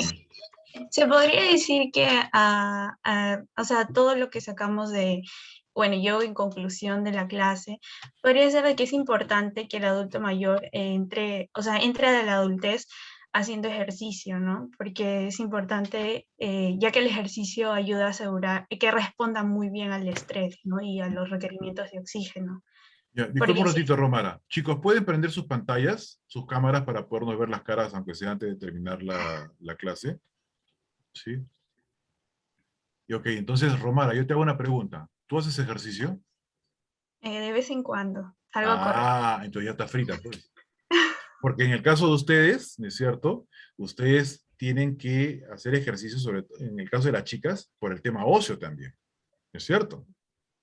Porque de lo contrario, si llegas floja a tu adultez joven, entonces vas a, siendo adulta mayor, ¿no es cierto? Que es en un abrir y cerrar de ojos, vas a no tener capacidad de respuesta efectiva. Entonces, un montón de tus compañeras se matan de la risa porque tampoco Porque es hacen el cierto. ejercicio, porque son unas flojas, pues. Porque en el colegio, cuando les tocaba educación física, se iban y se escondían en el baño o trataban de hacer el menor ejercicio posible porque era aburrido hacer ejercicio, ¿no es cierto?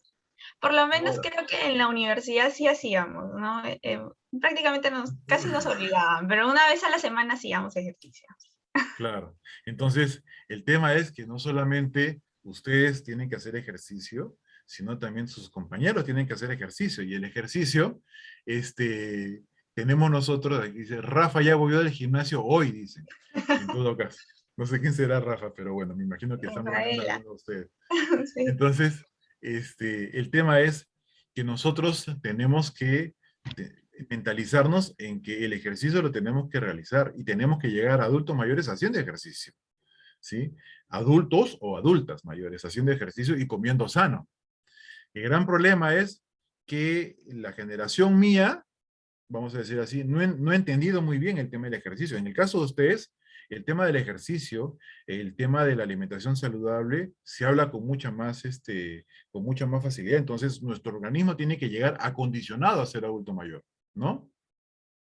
Entonces, ¿quién es Job? Se llevó al Mister 2021. Dante Alejandro Correa. ¿Por qué lo vacilas a Job? Dante Alejandro Correa, ¿tú haces ejercicio? No haces ejercicio. Entonces, deja de estarlo fregando a tu amigo. Entonces, sí es importante que nosotros nos mentalicemos en eso, ¿sí? Y tengamos que darnos cuenta que definitivamente tenemos que hacer ejercicio, tenemos que generar nuestros tiempos. Yo en algún momento decía, tengo mucho trabajo, no puedo hacer ejercicio. Si hace 4 o 5 años, me decía a mí, no puedo, no tengo tiempo. Y cuando de pronto me vi que estaba en un gimnasio todas las mañanas a las 6 de la mañana haciendo ejercicio, ¿no? Entonces, y dándome cuenta que cuando tú quieres hay tiempo. Y ahora, igual también, pues, bueno, yo personalmente lo que hago es bicicleta, ¿no? Entonces, y hago casi todas las mañanas. Bueno, ahora no, porque en todo caso estoy preparándome para poderlos atender a ustedes. Pero nosotros tenemos que darnos cuenta que no podemos permitirnos tener una cintura de más de 90 centímetros de diámetro. ¿Sí? Y son ustedes los mismos que saben, ¿sí? Y el hecho de que seas flaquita no significa que estés sanita, ¿no es cierto? Y el hecho de que tú tengas la suerte de que te empujas 3 hamburguesas y no engordas, no significa que estés sanito, ¿sí? Entonces, nosotros debemos darnos cuenta que tenemos que acostumbrarnos a hacer ejercicio para servir de ejemplo a nuestros pacientes, como yo les comentaba ayer, ¿no? Entonces, en esa medida, yo creo que sí es relevante el tenernos que preocupar por mejorar nuestros hábitos de vida, ¿no? Y ahora, peor todavía en pandemia, la cantidad de gente que ha subido de peso, la cantidad de sedentarismo que ha ocurrido, pues es bastante, ¿no? Y es notable. Y en los adultos mayores, más aún, ¿no? Se han pasado una buena cantidad de meses encerrados en sus casas. Entonces, eso predispone, ¿no? Predispone a deterioros funcionales. Ok. Gonzalo Kelvin Larico, tu opinión. Doctor, ¿se me escucha? Sí, te escucho, dime. ¿Cuál es tu No, opinión? un comentario nomás que llegué a leer, el artículo que nos mandó, era sobre el alcohol. En mi opinión, así principalmente sin leer el artículo, es de que pues, es dañino, ¿no? En general. Pero algo que me llamó la atención es de que decía de que se hizo un estudio y Tú le buscando estás haciendo enseñar. propaganda a la Universidad Perú Unión para comprar su vino que no tiene alcohol. Tal vez, Ya tal vez. ves, también Pero te van a pagar en la universidad por hacer propaganda. no, buscando en sí el artículo del cual hablaba, ¿no? La referencia a la cita, menciona de que en dosis bajas sí tiene un efecto cardioprotector a nivel arterial, pero en sí la conclusión final que llega es de que no es el estudio, a pesar de que haya logrado esas estadísticas, no es concluyente, ya que en un nivel ético, incluso lo menciona, no sería algo fácil de dar a conocer. Y aparte también, en mi propia opinión, es de que las personas, por ejemplo, acá en Perú, cuando se hablaba de alcohol, dicen, toma un poquito, pero normalmente no es un poquito, ese poquito pues es una No, botella o una un dedo, caja. un dedo, un dedo, un dedo. Un ¿No? dedo, exacto. Y, O dos dedos. y bueno, ese en sí era mi comentario, ¿no? Sí, está bien. Es decir, el gran problema es que lo que tú tienes que lograr primero antes de dar alguna recomendación es que tu paciente se fidelice contigo. Entonces, cuando el paciente se fideliza contigo, tus indicaciones él las va a cumplir. Y el gran problema es que en el caso de los adultos mayores, el tema de la fidelización es un poco compleja, porque el paciente espera de ti que tú le resuelvas sus problemas y que lo regreses a la juventud muchas veces y eso no se puede. Entonces, cuando tú te dedicas a tu paciente se da cuenta que estás comprometido con su recuperación, con su atención, el paciente puede atender y entender, ¿no es cierto?, el significado de una copita de vino de vez en cuando.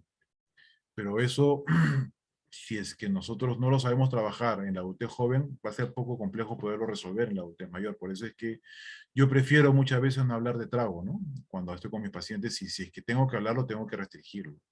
Porque es la familia misma la que quizás no tiene mucho control, ¿no?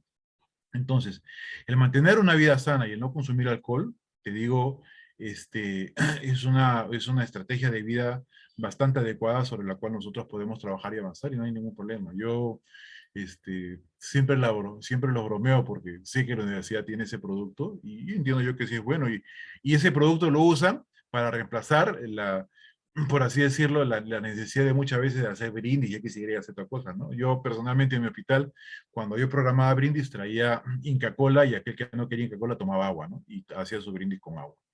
Entonces, y normalmente yo no tomo tampoco porque desde que estuve de enamorado cuando estaba en segundo año de facultad, siempre me convertí yo en ¿cómo se llama? En el amigo elegido, así que nunca, y cuando tomo me duermo, así que peor todavía, ¿no? Entonces no me conviene a mí estar tomando porque pierdo la conciencia de la realidad. Entonces, yo normalmente no tomo, ¿no?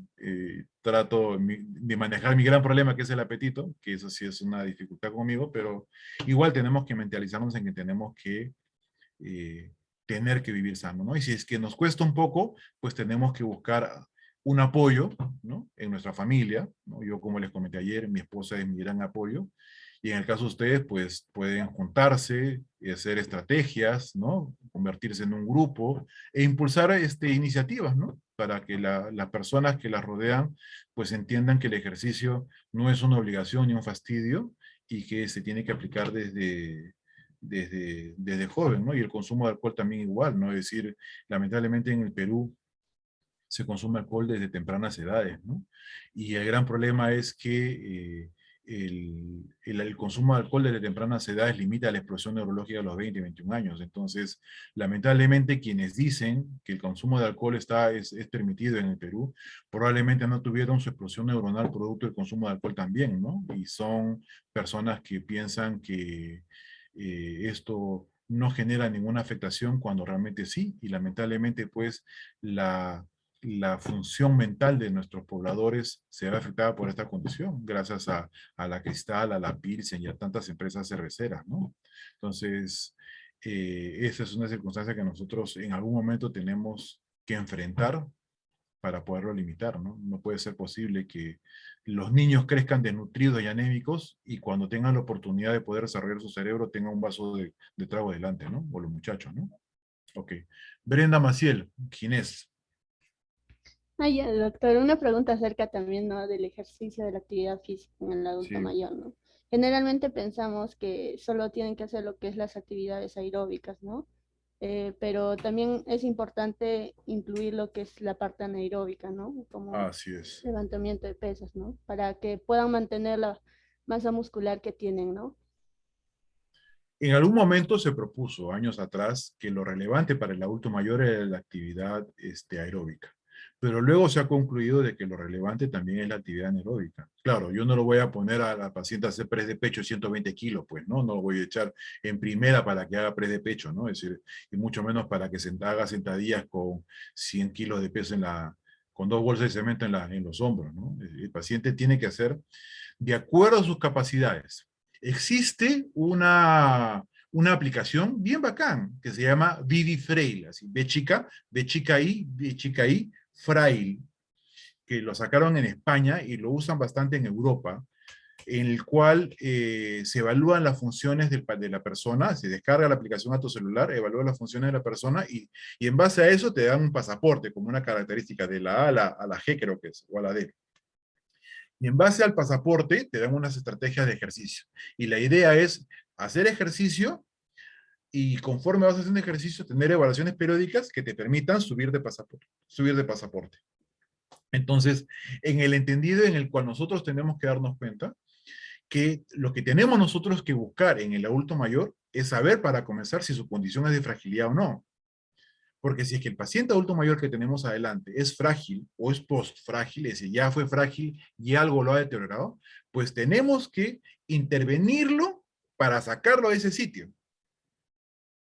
Entonces, cuando nosotros tenemos un paciente en la emergencia que se ha deteriorado funcionalmente rápido, ese paciente era frágil, nadie se dio cuenta, y ahora nos está gritando en la cara que algo le va a pasar a él si es que no lo interviene rápidamente. Pero si tú ves un paciente que camina lentito, si tú ves un paciente que tiene poca fuerza y que ha bajado de peso, tú tienes que ir pensando, ¿no será frágil? Como el doctor Aguayo me dijo, como mis profesores me dijeron, voy a buscar fragilidad. Voy a hacer una prueba simplecita. Se puede llamar la prueba SPPB. Pongan ustedes en el papel. SPPB. Short Portable Physical Battery. El SPPB es una prueba rapidita. Si ustedes la puedan encontrar, como que la van a encontrar facilito en el internet, ustedes tienen abuelitos, aplíquesela a sus abuelitos para que se den cuenta si es que responden o no responden. Y si es que no responden exitosamente, pues intervénganlos. ¿Cómo? Medicamentos, su control con su médico hidratante, ejercicio y dieta. ¿Ok? Isabela Dione Trejo. Dime. Doc, yo quería hacer un comentario un poco saliendo del ejercicio y yendo hacia la dieta. Hace unos 2 o 3 años más o menos, había visto en un artículo que decía la importancia de contener en la dieta el consumo de alimentos que tengan una fuente rica en antioxidantes, porque si bien es cierto, o sea, no podemos prevenir el envejecimiento, porque el envejecimiento por todas las formas se va a dar y no hay algo que lo pueda detener. Sin embargo, se ha visto de que personas que tienen un buen consumo de antioxidantes en su dieta, y más aún las personas que tienen una buena dieta y el ejercicio, tienen no solamente la posibilidad de prolongar la calidad de vida y el tiempo de vida que tiene, sino que también tiene la posibilidad de prevenir enfermedades neurodegenerativas, justamente como el Alzheimer's y otros, ¿no? Entonces, en este caso me pareció algo importante porque es un estudio que se vio tanto en humanos como en animalitos y me pareció interesante comentarlo, doctor. Sí, está bien. Tú tienes que mirar en dónde están las poblaciones envejecidas qué cosa es lo que comen, ¿no? Entonces tenemos que darnos cuenta que, por ejemplo, en realidades asiáticas, el consumo para comenzar de alimentos hervidos, sancochados, es mucho más que el alimento frito, ¿no? Eso es uno. Luego, el preferir el aceite de oliva por el aceite convencional también es una herramienta para brindarle antioxidantes al cuerpo. La palta, el tomate, los pitachos, ¿cómo se llaman estos? Pecanas, almendras, ¿no? Frutos secos.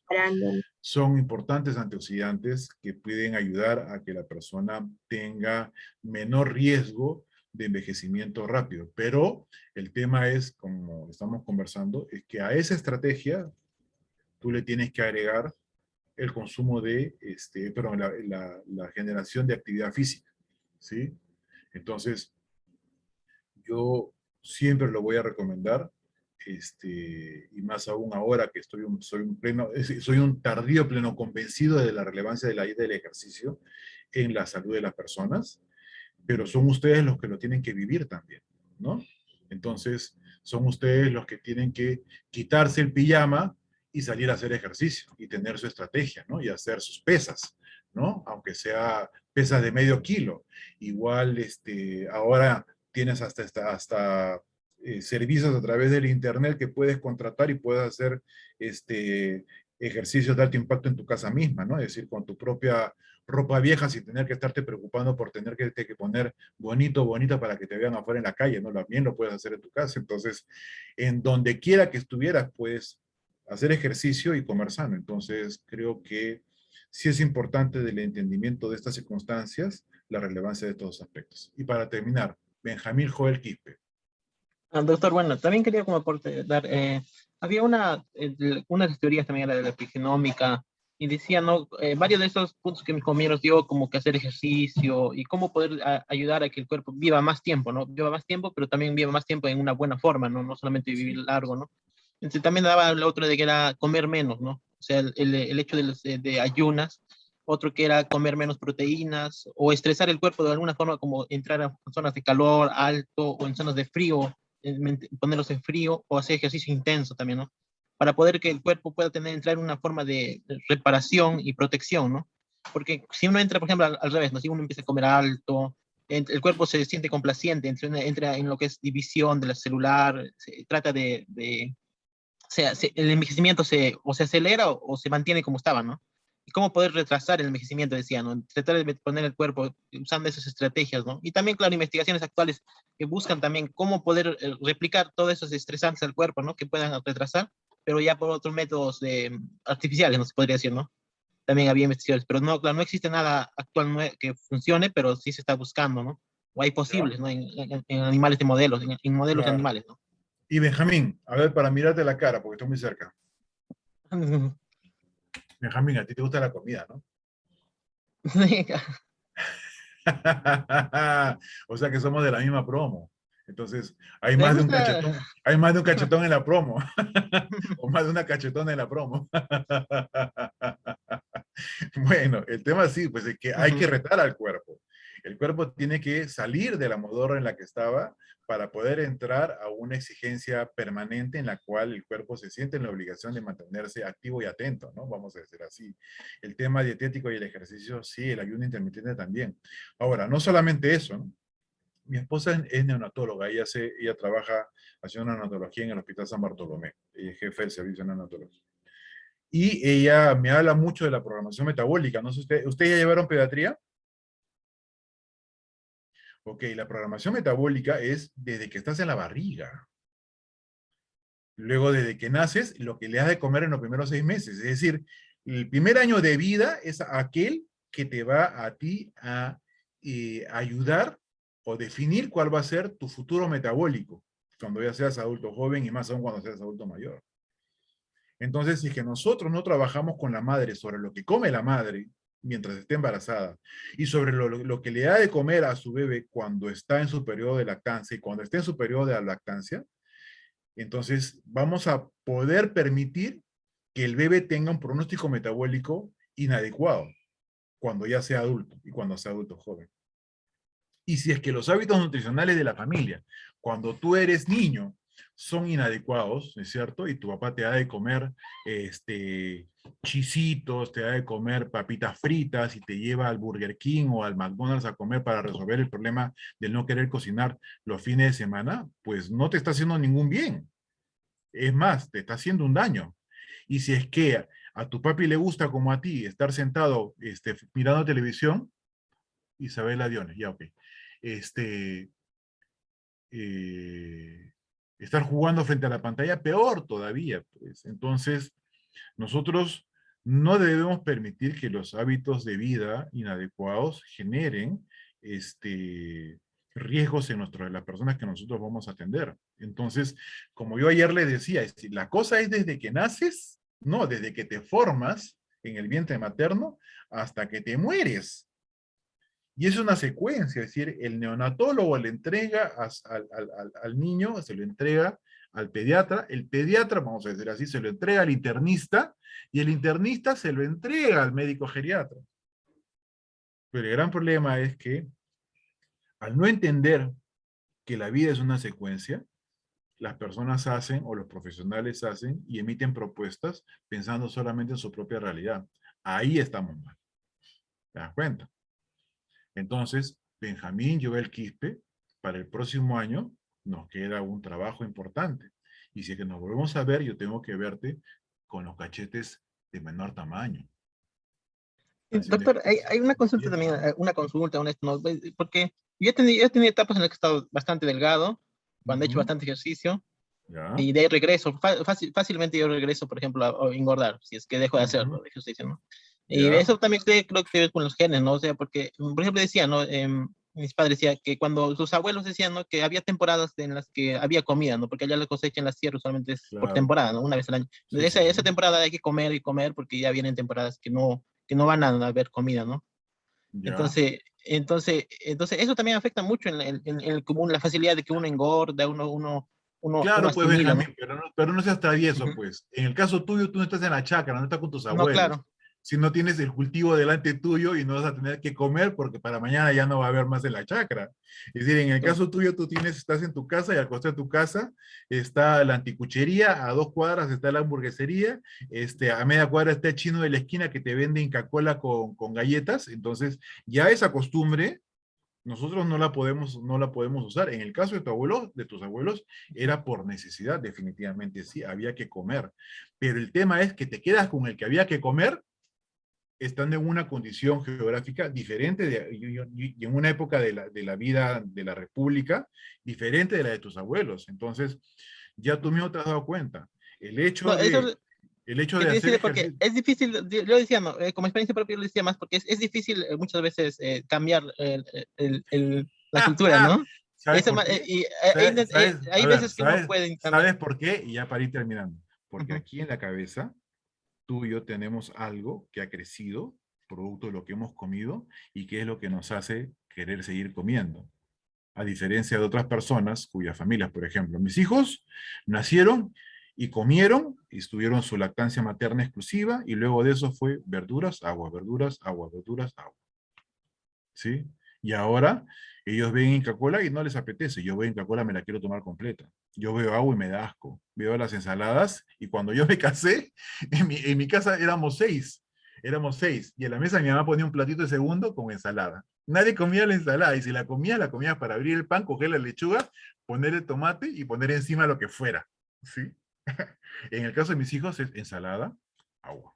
Yo ensalada recién ahora, con aceite de oliva.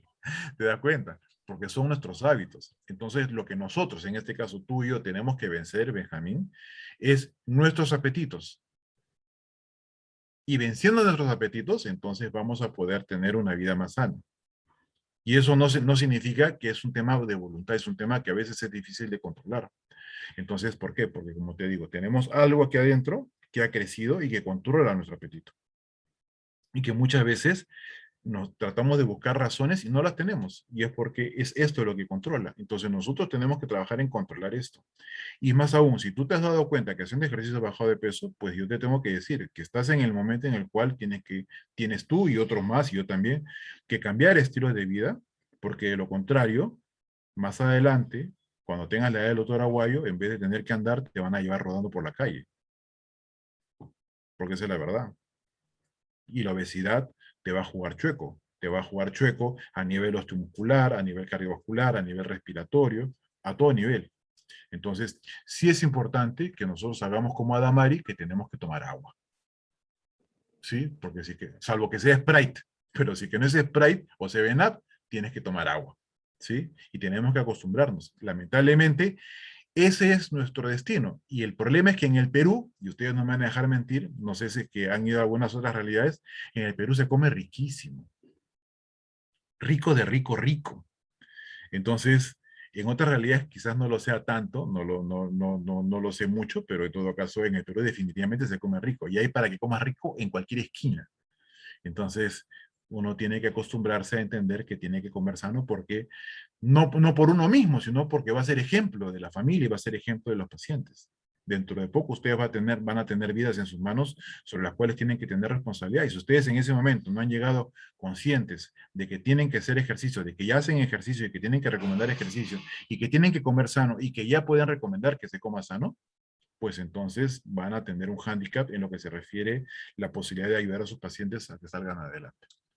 Muy bien, chicos. Entonces nos veremos ahora a las 4:45. ¿Ya?